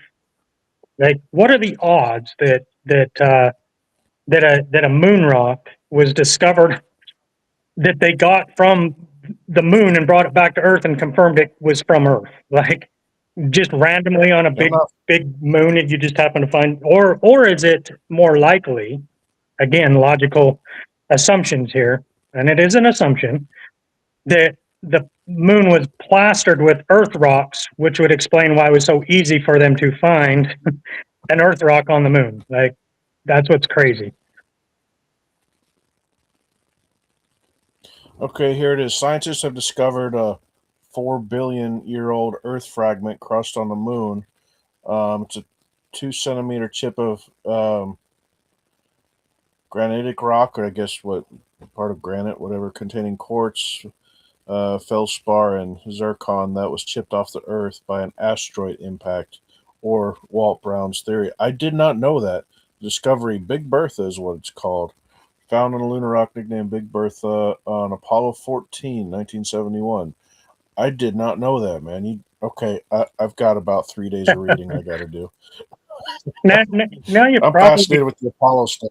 You're probably going to understand why my brain freezes sometimes, because I am not using notes for this stuff. I just got so much stuff in here. I think I'm. Well, at least you can get it out, man. Every now and then when I open my mouth, dumb falls out, and it just kind of happens. Well, I sometimes think that's what's happened, but sometimes I surprise myself what comes out of my own mouth. Amen, brother. Just open your mouth and let the Spirit talk through you. Yep. Here we go. I'll push play. The spray from this enormous fountain produced torrential rain such as the Earth has never experienced before or after. The Bible states that all the fountains of the great deep burst open on one day. Can you press pause? And it describes these events about 5,000 years ago. What? I just wanted to point out at this point, because it wasn't mentioned here, that the Earth was really flat. Like, it doesn't have the mountains that we see today at this point when the fountains of the deep broke open. Flat. It's assumed it's still round, still a sphere, but it's just like flatter. Yeah, like, but the surface, we don't like the Himalayas and Mount Everest and the Rocky Mountains. The from the line, in my opinion, the line of unconformity down is really close to where like the Earth would have been pre-flood, because everything above that line we know is depositation during the flood. So I just want to point out at this point, when the fountains of the deep broke open and the rain and the flood came down, that the Earth we see today, the surfaces did not exist at that time. So I just want to point that out. You can press play now. Great observation. Where's the button here? Nope, I'm about to play the wrong one. Got too many windows open. There you we go. can now tie together scientifically in cause and effect order. Some of the water jetting high above the stratosphere froze into supercooled ice crystals and produced massive ice dumps, burying, suffocating, and instantly freezing many animals, including the frozen mammoths of Siberia and Alaska. The high-pressure fountains eroded the crumbling rock on both sides of the crack, producing huge volumes of sediments that settled out of this muddy water all over the earth. These sediments trapped and quickly buried plants and animals. Vegetation uprooted by the flood. So one thing he doesn't mention here, which I'm still trying to get an actual video from Dr. Hovind, trying to get him to do it, but he has an attention span and a memory of about a chipmunk. But so basically, at the equator, the Earth is rotating about 1,000 miles an hour, right? And Correct. if you leveled out the Earth and average it out, the Earth would be underwater by about a mile on average. And at that point, you get harmonic tides and tidal changes of about 200 feet. So imagine tides coming in at 1,000 miles an hour, turning things up, churning the sediment, and then leaving at 200 miles an hour. And then it would take all that sediment and just lay it out in a horizontal thing. Now you do that over several months or maybe a year, and it would slowly form, all the layers of geologic strata. I'm tempted to kind of look through another video called, Experiments in Stratification. They actually did this experiment in maybe the 70s. It's a very monotone, kind of boring, lecture, but it's very informative, showing that horizontal moving water will lay out layers of strata, just like we see in cliff sides, for example. Yeah. So, the hydroplate theory talks about that. Theirs doesn't cover as much of the tidal waves, but when you have the other thing to be aware of is this supercritical water, as it was underneath, it was forming limestone. It was eroding the granite. It was eroding like the mantle. And so that's where we're getting all these different things. And in that process, it's creating salt and all these other things, right? And as it explodes, it's not just water. We got to make sure that people understand it's not just water, but this supercritical water, as it is exploding, also contains within it limestone and other materials in a liquid form that is shoved out of the earth. And so it's not just water washing in waves and tsunamis, but it's also, clean water will not erode like a canyon as fast as dirty water. Water with sand in it will erode faster, right? So as it's coming out, we're getting all sorts of these materials mixing and moving, and as stuff's being exploded this way, a tsunami will run, and it will be forced around the planet. Like I live out here in Hawaii, and if there's an earthquake, it's like, oh, is there going to be a tsunami, right? Because it'll travel pretty quick across the ocean. These are really small scale to what it would have been then. And so what we're having is not just water, but water is lighter than like limestone is. And so water will naturally want to migrate to the surface. But as it's slushing and going back and vibrating, the one land's going up and down as another one's going up and down, waves are going back and forth, and it's just sloshing this material. And then it starts to separate the materials based on weight. And that's something I know a lot about, is because when we do, say you do, like I mentioned earlier, we do an over excavation on a house, and we have to take what's, called a proctor and an Atterberg and these things that take, and they'll process the weight in a machine in a lab, and it'll give you the weight per cubic foot.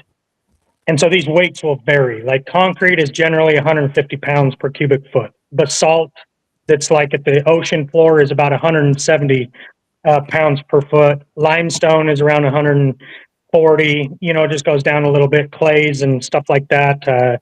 Sand is closer to like the 95 to 120 pounds per cubic foot. So as the material is being forced up out, in its liquid form with the earth shifting and shaking and the vibrations that's going on, the earthquakes, it's liquefied the ground with liquefaction. And so in that process, the different weights of the material will separate based off its weight. And that's where we get those layers is as this separation is going on, these layers are being formed and separated. That's why we have white limestones and red, with the parts that have more iron in it. It's a little bit heavier, the rocks and stuff. And so it's separating out in this process, is what we're seeing. And, if you want to see that for yourself, I have a diesel truck, and sometimes I'll take a water bottle like this, of course, not with water in it. And I have an oil water separator on the bottom of my truck, and I'll stick this underneath and I'll open it up, about once a month, especially when I'm here in Hawaii, because the humidity is high. As I turn the fuel, the water can condensate inside of the fuel tank, and then the water drops to the bottom of the tank because it's heavier than diesel fuel is. But when you go out and you put it in, you can see like a layer. The water is always going to be at the bottom of the bottle, and then the diesel fuel is going to be up. So that does this with liquid really easy. And so with all this supercritical water mixed in with the limestones and all these different materials, it separates by weight just the same as your diesel fuel is lighter than, pounds per cubic foot. Not right? weight, right? Density, not weight, right? Yeah, it's density. So it's density by weight. So when I'm talking like 140 pounds per cubic foot is a cubic foot of compacted to, 100% of its compaction weight is how we determine it in the construction world. So when we're doing a basin, we have to be 95% of that 140 pounds. But that's a weight of that material. And so it's no different. But the more liquid the water is, or the soil is, the easier it is for it to separate by weight and classification. And this is something I dealt with. We always sometimes have to constantly take different samples of the material to get a different proctor. A proctor is just where they run it in the lab and get the weight of that cubic material, because I've run into sandstone or limestone or clay, and the weights vary. If you got a material that's 140 pounds and you test it and you're only getting 90% no matter what you do, then obviously the weight of the material is different. So my point is it's classified by weight. And if it's really liquid, it'll separate out really easily, because heavier stuff will sink to the bottom and lighter stuff will go to the top. Diesel fuel and water will separate. Diesel fuel is lighter, so it'll be higher. And so that's what they're describing here is when everything is coming out and being sloshed around back and forth, up and down for the plate, the plates moving, the vibration.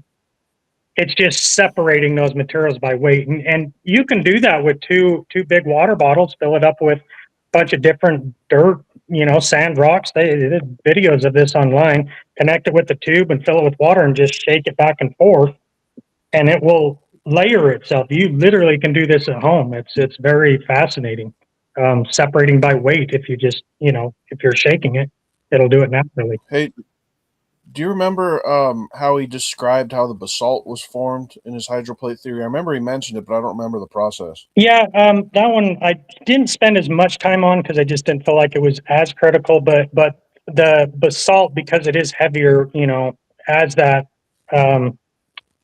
everything being exploded out, that the new basement rocks, right? The plates were being filled back in, because we have, you're having an explosion, and any time you have an explosion, you're going to remove some of that material. So that material was replaced based off his theory, but honestly, I didn't think that was much of an issue, so I didn't dive into that one as much. Okay. Well, here, let's keep this going again here. There we go. Waters accumulated in certain regions where it was buried and compressed, rapidly becoming our coal, oil, and methane deposits by processes we can duplicate in the laboratory today. Eventually, the rupture became so wide that the newly exposed compressed rock beneath the chamber sprung up, giving birth to the mid-oceanic ridge that wraps around the Earth like a seam of a baseball. The continental plates, the hydroplates, with lubricating water still beneath them, slid downhill away from the rising mid-Atlantic ridge.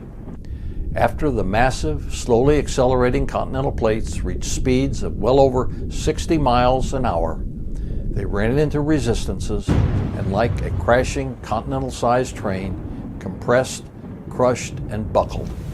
As the continents crushed and thickened, they rose out of the floodwaters. The portions of the hydroplates that buckled down formed ocean trenches. Those that buckled up formed mountains. This is why the major mountain chains are generally parallel to the oceanic ridges from which they slid. This also explains why today's continents do not have a jigsaw fit against each other, as so many textbooks mistakenly claim. Instead, the continents would fit much better against the sides of the mid-Atlantic ridge from where the continental drift began. The hydroplates, in sliding away from the mid-Atlantic ridge, opened up very deep ocean basins into which the floodwaters eventually drained. This movement and the resulting compression and buckling was so cataclysmic that it occurred within a single day. Yeah, I want to step in at that point. So, are you on mute or no? I can't hear Yeah, you. my air conditioner kicked on, so I muted it. Okay, no problem. What I love about this is, I only discovered this just recently, the hydroplate theory, but last summer I had come to the conclusion, based off the physical evidence I'm seeing in the Rocky Mountains between Provo and Denver, and the areas in Price, Carbon County, which is in between. I just come to the conclusion the evidence is very clear, and I was trying to understand how these mountains and things were formed, that the only way that these could be formed is that it had to have been in days, weeks, but I didn't believe that it could be longer than a month, because the evidence just does not support millions of years, and this was my issue. And I just came to it, and I'll just be honest, a part of it was the Holy Spirit just helping me understand that what you're saying, I'm sorry, but the only way that you can form these mountains is by compression. That was that's what I just determined. And when you get compression, what it's going to do is it's not going to do like this and stuff like that, right? The evidence wasn't really showing that. It's like popping a pimple. Because when I kept looking at these mountain ranges and just inspecting them and just looking at them and inspecting them and looking at them and considering them, that the only explanation is like the Provo Mountain and along the Rocky Mountains that I was witnessing, the only explanation is these mountains got shot up like a pimple with being pushed together, and it had to have happened rapidly. One of the issues I had was the alluvial fans that I was seeing was not matching with what people would claim in the geological record. And I was like, if you change your perspective, and this is what I did last year, is I finally was starting to put the pieces together before this hydroplate theory come along, was Mount Nebo. It's south of Provo, the mountain that I've been talking about, but just south of it, I don't know what the mileage is. It takes me like 35 minutes, 40 minutes to drive south from Provo. But there's big section of the mountain that you can clearly see that the material just went right off, and then it fanned out, and I-15, Interstate 15, has to go up and over it. And it was just massive. And I'm like, you're telling me science wants to convince me that over millions of years that this massive alluvial fan was constantly created by what they explain is as the material is being eroded, something might cause that stream to back up, and then it will overfill, and then it will flush out and create the alluvial fan. The problem is it's so big that there's not enough water, there's not enough time, there's not enough big enough storm to explain that. The other part of these problems is there's gravel pits in this area. One I've been getting material out of since like 2002, and they're deep. And guess what it does not show? It does not show these different deposit layers. It shows a one-time event every time I'm up in there. There's like 4 or 5 gravel pits, and they're digging deep into this stuff, And so it's like this explanation over millions of years of alluvial fanning, building this up, just didn't make sense. But if you change it and align with the hydroplate theory, but at the time I came up with this, I had no clue about it. is that these mountains got forced up really fast, with it being still soft, and that's how we get folded rocks on Bridalveil Falls and stuff. That as they went up, these rocks folded, and then because it was high, just like what was it, Big Bag Mama on here earlier saying that, well, if it eroded it away, it wouldn't support because things would collapse. Yes, I agree. Because this is what I'm seeing on these massive alluvial fans coming off of Mount Nebo is when these mountains got risen up, it was so wet and so much moisture in there that all of the material came down in one event and created one big, massive alluvial fan. That's what really started to click for me, is the only way these mountains could be the way they are in these alluvial fans is that it had to have happened in days, weeks at most. And I was really doubting a month, because I'm like, yeah, you give it a month, then it's going to be able to solidify, and we probably won't have the alluvial fanning that we see. And so once I started to understand, I was like, oh, these are being, in a way, hydraulically lifted up. Something was pushing this material together, causing like a pimple to be popped and these mountains to be shoved up out of the ground, and then the material on the sides of it weak just collapses. The only explanation is short time. You will never get that in millions of years. And that's where, like, what we're talking about here is what he just mentioned, was that this happened in days. And I was like, when I seen this video, just like learned about hydroplate theory a few weeks ago after coming to the conclusion that it had to have been some sort of a hydraulic feature that was causing these mountains to raise up. And then another one, because your canyons, when your canyons are in between, there's features in there that should have eroded if it was over millions of years, little ones. And then you have another one, like I was saying, this material is weaker than this one. So this should have eroded away, but it's somehow there, and it's pushed up, right? So if you think about it, when it got pushed up by a pimple, this mountain got shoved up, and what does it do to the weaker material to the side of it? It tilts it up, or it bends it, right? And then you have another mountain range up, and it's like, plate tectonics don't do that. If you've got one plate going underneath, it is not. You take your spatula and run it under a like a pancake if you're making it. And if a spatula will create mountain ranges on top of your pancake, then maybe I'm wrong. But if a plate is sliding underneath another one, it will not create mountain ranges that we see. This is where I was saying earlier, when the geologists are lying, maybe that might be a better way that I can explain it, is their explanation doesn't match what we see. It doesn't explain the alluvial fanning. Hydroplate theory comes along and agrees 100% with what I come up with last year on my own before even knowing about this theory existed. And it confirms exactly the evidence that I concluded, just because of the evidence it just doesn't support that. So that's just what I wanted to point out is, and then the other thing too is I had, like, at the north end of Moab, kind of like, like, because the Colorado goes up through Moab and then it goes up Green River. Gosh, my cousin lived in this city. Grand Junction. Grand Junction. Goes up Grand Junction, then goes up Rifle, Colorado, and up that way, right? Yeah. On the north side of all this, we have areas that are tilted. So you'll have a plateau, but you can clearly see that all the way around this ridge that there's these big plateaus. Geology explains it that the mountains went up and then they went down, and so the mountains went up, created the plateaus, then the mountains eroded away, and then the mountains came back, and that's what we see now. Like, that is such a horrible explanation. Then the hydroplate theory with the weight of the mountains is the mountains got pushed up, the weight of those Rocky Mountains got pushed down, and the magma and the soft material, which you can learn about in this video, from underneath the plate sliding, then hydraulically forced and lifted up these plateaus.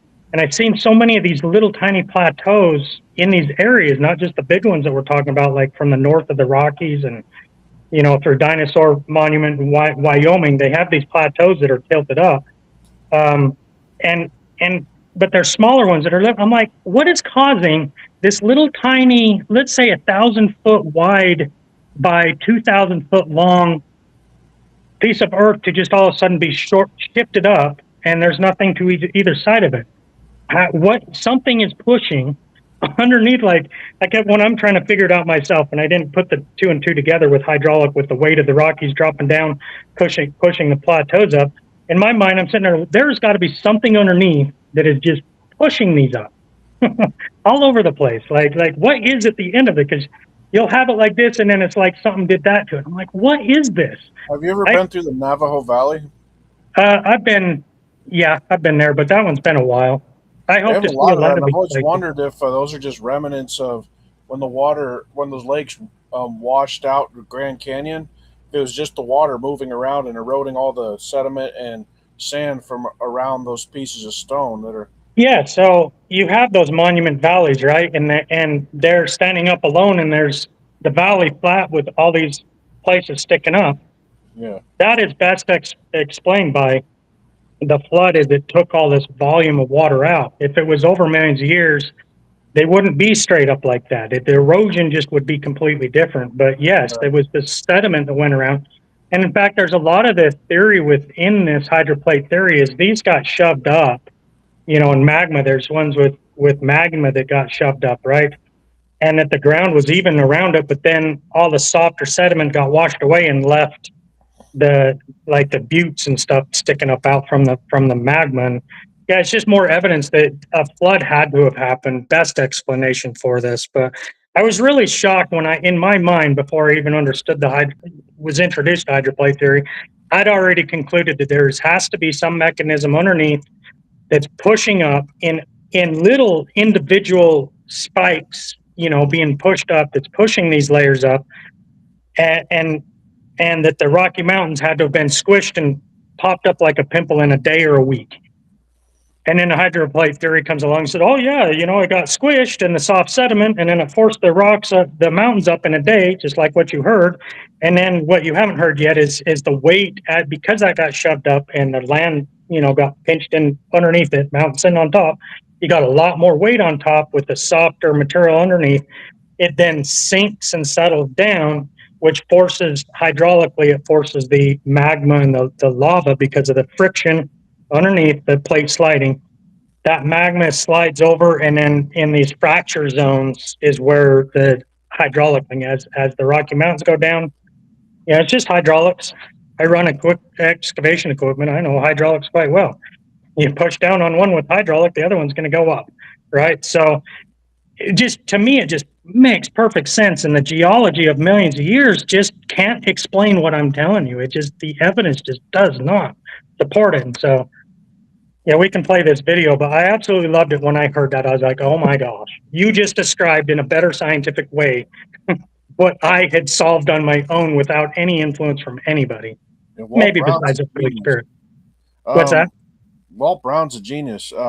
We're going over 2 hours now. I'm getting tired. Let's finish this video, and then I want to get to Dr. Hoven's explanation of the Grand Canyon. Maybe go for another 20 minutes or something. You cool with that? Yeah, I'm good with that. All right. I'll probably stop it one more time before we finish. But immediately after the flood, sea level was considerably lower than it is today. So land bridges connected every continent. This allowed people and animals to spread and repopulate the post-flood Earth. Just like to say, I think if you lower the oceans by like 150 feet or something like that, you get this, and the landmass would look like this. As the thickened continents slowly sank into the Earth's mantle, the new and very deep ocean floors had to rise in compensation for the downward flow of mass. Therefore, sea level slowly rose for a few centuries after the flood and eventually reached today's Also, you get the melt off from the ice age, which should help a little bit also. level. As sea levels rose, river channels were drowned, channels that had been cut down to the lowered sea level by the heavy drainage after the flood. This explains the famous submarine canyons that are extensions of our rivers, such as the Amazon, the Congo, the Indus, the Hudson, and the Ganges. Because some submarine canyons are almost 3 miles below today's sea level, we can conclude that sea level and some seafloors were about 3 miles. The rising sea eventually flooded the natural bridges and produced the look of the continents as we see them today, separated by water. As the floodwaters drained off the continents, every basin was naturally left brimful of water, producing many post-flood lakes. Because of local conditions, some of these lakes simply dried up. Others continued to collect water from rainfall and drainage from higher elevations. Sometimes a large lake spilled over its rim at the lowest point, eroding a notch. If the rim wall was composed of sediments that were still soft, the escaping water quickly enlarged and deepened the notch.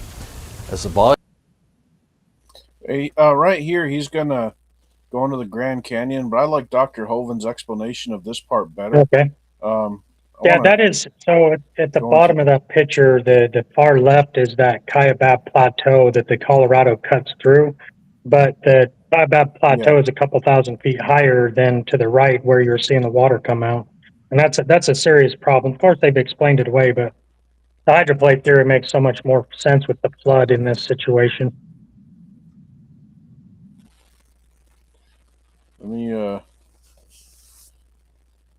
bring this up here. Share. All right. And while you're bringing that up, I'll just talk until you get it loaded. Can you hear that? But to the north of this area, like almost straight north in it'd be Wellington, Utah, so it's south of Price. There's some dinosaur monument areas that, like, it's just very obvious that these dinosaurs and things got buried in level sediment. Then the mountains rose after, because it just makes so much more sense. And then, there was a lot of water that was on top of that caused the erosion out that exposed the bones. So this theory, this is just north of that, I don't know, a couple hundred miles maybe. Maybe not that much. Yeah, it could probably be a couple hundred miles. That this whole area just shows evidence that there used to be an enormous amount of water there that drained out.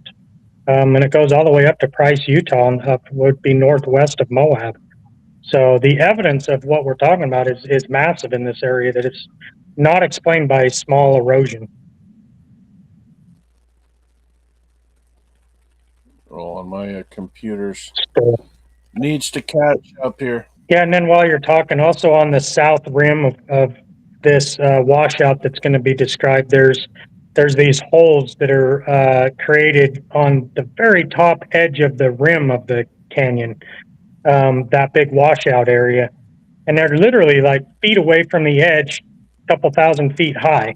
It's like the only way to create those is there has to be a lot of running, washing water going over that area. But if it was over millions of years, how did you create that? It just shows, everywhere you look, it's just showing evidence of a flood. Now, you can accept the idea that it was millions of years, but I think it's a stretch to explain away some of these features, like, the Colorado cutting through the Kaibab Plateau instead of going around to the north or to the south, because water would have taken that route way easier. Go to the south of where it cut through, it would have went around it long before it ever would have decided to cut through a rising mountain range. The explanations, I don't like them because they just sound fantasy and just don't account for to the north or south side of the Kaibab Plateau, which, if they were true, then the Colorado would have went north and around or south and around, not through it, in my opinion. Get your computer fit there. Well, I'm getting an error message says a maximum number of screen shares reached. I think I'm gonna have to just not. I'll do it, and we'll have to do another episode. No, I'm gonna close what I pulled up for Dr. Hoven's thing and just reload it. I don't know. It's Restream. I don't think it's honestly my computer.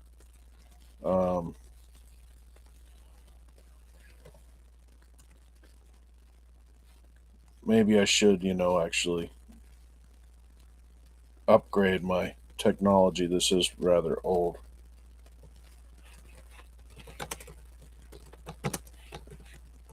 Just while you're working on that, I just want to point out, if you want to believe in old Earth, great, go for it. But, there are issues that I just don't believe that explain the features we see. they talk about you can bend and fold rocks with pressure without heat, is what Big Bob Mama was saying. Okay, again, these things are created in a lab with very specific small parameters. And to use that as an example to explain away every folded rock that doesn't give off a heat signature, turning that rock into metamorphic, for me, those answers just don't suffice. You see folded sedimentary rock without metamorphic and the crystallization. The flood of these soils being deposited and all of the animals being encased in mud. Like show me an instant where our fossils are not encased in mud that's been solidified into rock. Like that's where we get it. You'll always see where like a dinosaur dies on the side of a sandy shore, right? And it sinks into the sediment and then turns into a fossil. It's like, I don't, show me anywhere, like put up a video camera and watch an animal die at the edge of a lake and then watch it sink into the ground with the video. Show me that. But that's the stuff they do, is they create these wonderful videos that show that. Well, I'm sorry, but every instance I know, the bacteria in it will erode everything. It just, bad explanations in me. Can you explain it away? Sure. But in my opinion, it's just bad explanations. A better explanation is all of these animals got trapped because we have so many of them that are eating, like a fish eating another fish. He died in a catastrophic burial. Dinosaurs, same thing. They're buried in catastrophic things. Like, oh my gosh, I got caught off guard. Now I'm dead. And so, a better explanation is that our geological column with all these Jurassic, Cretaceous, and things that are separated by millions of years is not millions of years. It's just separated by different levels of the burial of different animals. You start with the smaller ones. Obviously, you're going to get sea creatures buried at the bottom, and the bigger the animal and the more advanced it might have in intelligence, and also depending on the area it's in, it's going to be at the higher level. And so we find human fossils at the top, and we find fish at the bottom. We find big dinosaurs near the top, and smaller animals down at the bottom. That, to me, if you're running away from a flood, I think the chance of getting to a higher ground is a lot bigger. Also, we find in these sediment layers that are supposedly to take millions of years to build up, we have dinosaur footprints that clearly are left in soft material that turned into rock.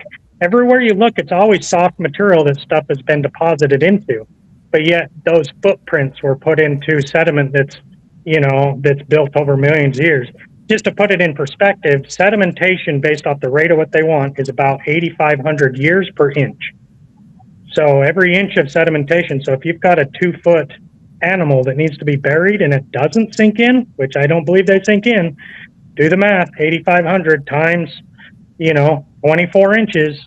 That's how long that animal has to stay there undisturbed, doesn't die.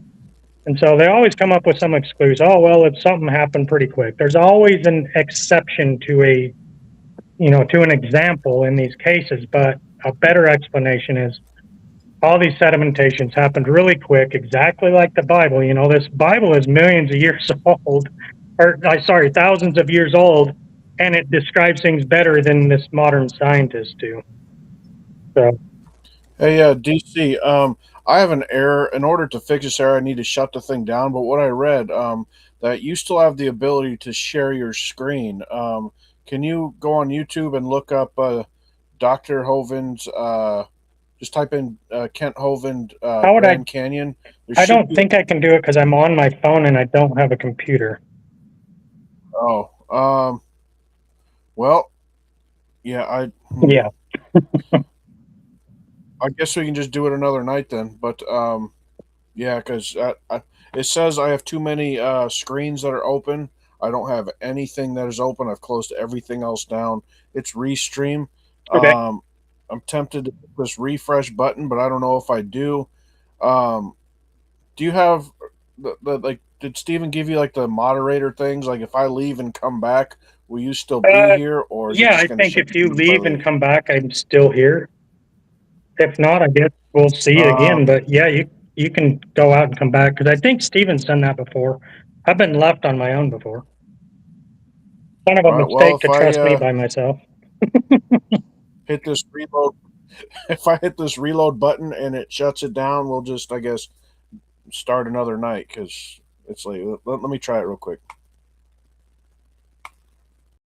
Well, here we go. Yeah, and while he's reloading, just I want to put it out there that these are all theories. Hey, you're back. Yeah. Well. That worked. Hey, it worked. Yes, I can actually. Okay, share this thing now. There we go. All right. Let me know if you can hear it. Nothing showing now or playing now. Okay. Well, it's kind of working. See, according to evolution, things get better on their own. I'm starting to sound like Dr. Hovind now. Yeah, the theory is if you leave your computer alone, it will evolve into a smarter computer and rewrite its own code. Wouldn't Of that course, be great? people will hate that I said that. Computer code. Computer's not the same as evolution and biology. Right. Well, DNA and RNA is a code. That code tells it what to do. What's the difference? Somebody named Servant is jumping in. I'm clicking on the thing, but I don't know why the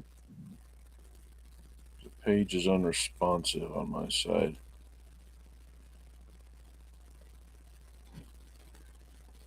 We give them money every month. You think this thing would work?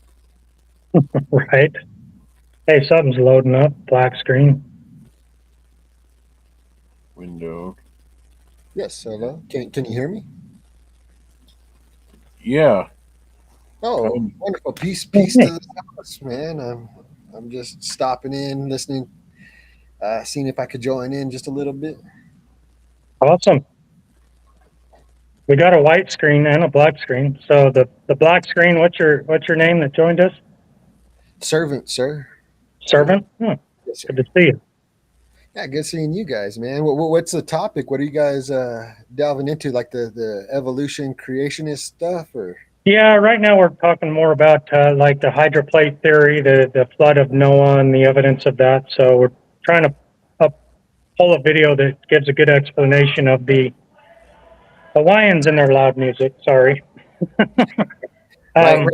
I had a talk with a guy who was an atheist, and they were like, well, there's no evidence that, our history is different than what we think. And I told them, the water erosion on the back of the Sphinx is a pretty good indication that we don't know anything about our history. And, there's a lot out there that, I need to spend more time on that because, the book of Isaiah, it talks about that God built the pyramids. That's something that I haven't really dived much into, but, God created a monument at the border of the two Egypts, which is Gaza, right? And I question because the evidence shows that it was that there was a flood that happened that eroded around the pyramid and stuff and buried it in sand. So I haven't dived into that much, but it appears to be possibly that the pyramids did survive, which I don't have an issue with, but maybe did survive the flood. That it was pre-flood. That's something I need to actually get more evidence in, because the evidence that I'm showing with the pyramids is that God built it, and we don't know how he built it, but I think it was God and his angels built the pyramids. That's just, to me, especially because the book of Isaiah talks about this. And then when you look into the dimensions of it, it clearly shows someone with way more advanced intelligence created that, which... I was going to say, what if we looked at it simplistic, because the scriptures declare like maybe two resets, and how it looks is like, they were so advanced that they could do the pyramids. They knew a lot about the astrological events. They were making metals. And then the flood happened. Well, in the reset, you have the Tower of Babel. There's one issue that I have with someone besides God creating it. Well, actually there's two. One is God said he built the pyramids in the book of Isaiah. That's in there. And then, well, he says he built a monument at the border of the two Egypts, or the two, in between the two Egypts, which is Gaza. But then the other problem is when I was studying this, the base, if you take the measurements of the base of the pyramids, it's exactly 365.25 Egyptian cubits long. Now, if you know that number, you know that's the length of the year. But we also know that the earth changed its length of day, and in the Old Testament and in the olden times, it used to be 360. So why would an ancient civilization, even if they were smart men, why would they create that in 365.25 Egyptian cubits rather than 360? So there's some clues that, and we were kind of going off a different subject here, but I just want to point that out, that there are a lot of, and also that it takes 144,000 stones to cover the pyramid, and that the top of the pyramid would be its top cornerstone, right? And we hear in the scriptures that Jesus is the top cornerstone, that he is the first fruit, and that the 144,000 are as a first fruit, but not the first fruit, but they're like the first fruit. So, like, the pyramid completely describes that in a way that Jesus is the cornerstone. Then you have the 144,000 below him, just like being a cornerstone, just different, right? Jesus on top. Maybe that's a subject for another day. I don't want to go too far into that because we're going to show a video, but it's fascinating. Let's not go too far. It's fascinating. We've been going for over 2 hours, and honestly, I'm on the East Coast, so it's like 1 o'clock in the morning right now. Yeah, so I want to wrap it up. I mean, nothing against you, Servant. It's just like, I'm glad I was able to say hi. Time. Yeah, no, that's fine with me. Yeah, if you want to hang out, we're gonna watch this last video of one theory about how the Grand Canyon was formed very quickly with a lot of water instead of millions of years of a trickle making things do stuff it can't do. Yeah. Let me know if you can hear it. And nope, you can't hear it. Oh, that's why up at the top there's this little mute button that I guess you got to push or something like that. All right. Okay. Nothing yet. Didn't put unmute tab. Okay. There we go.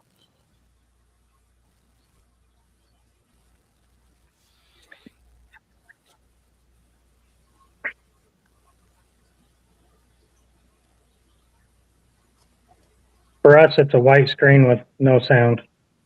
Yeah, hold on. Let me try this again. I mean, it's a common problem.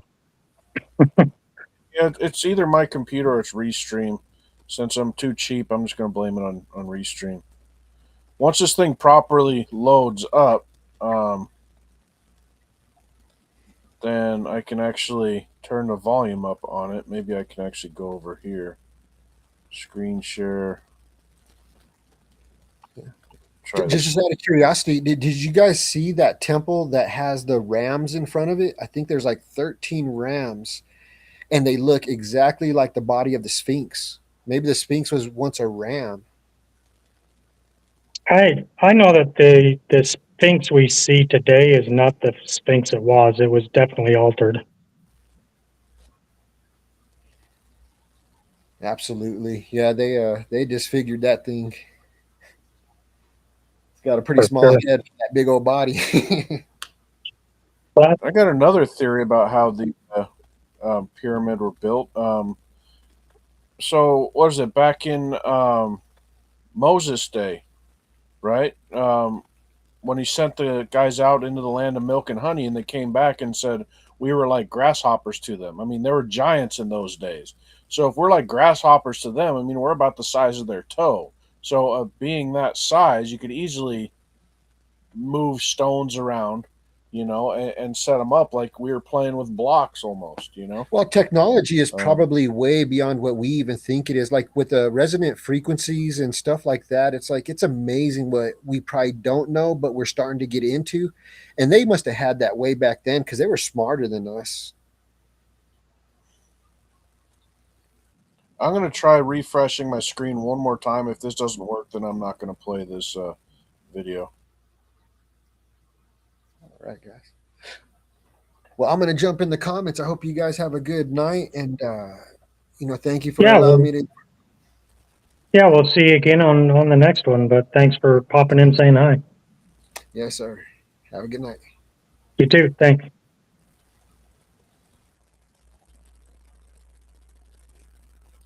Okay.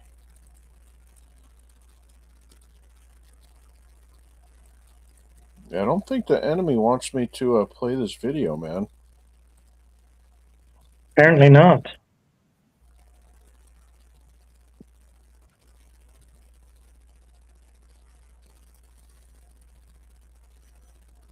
Why? I mean, jeez. Okay.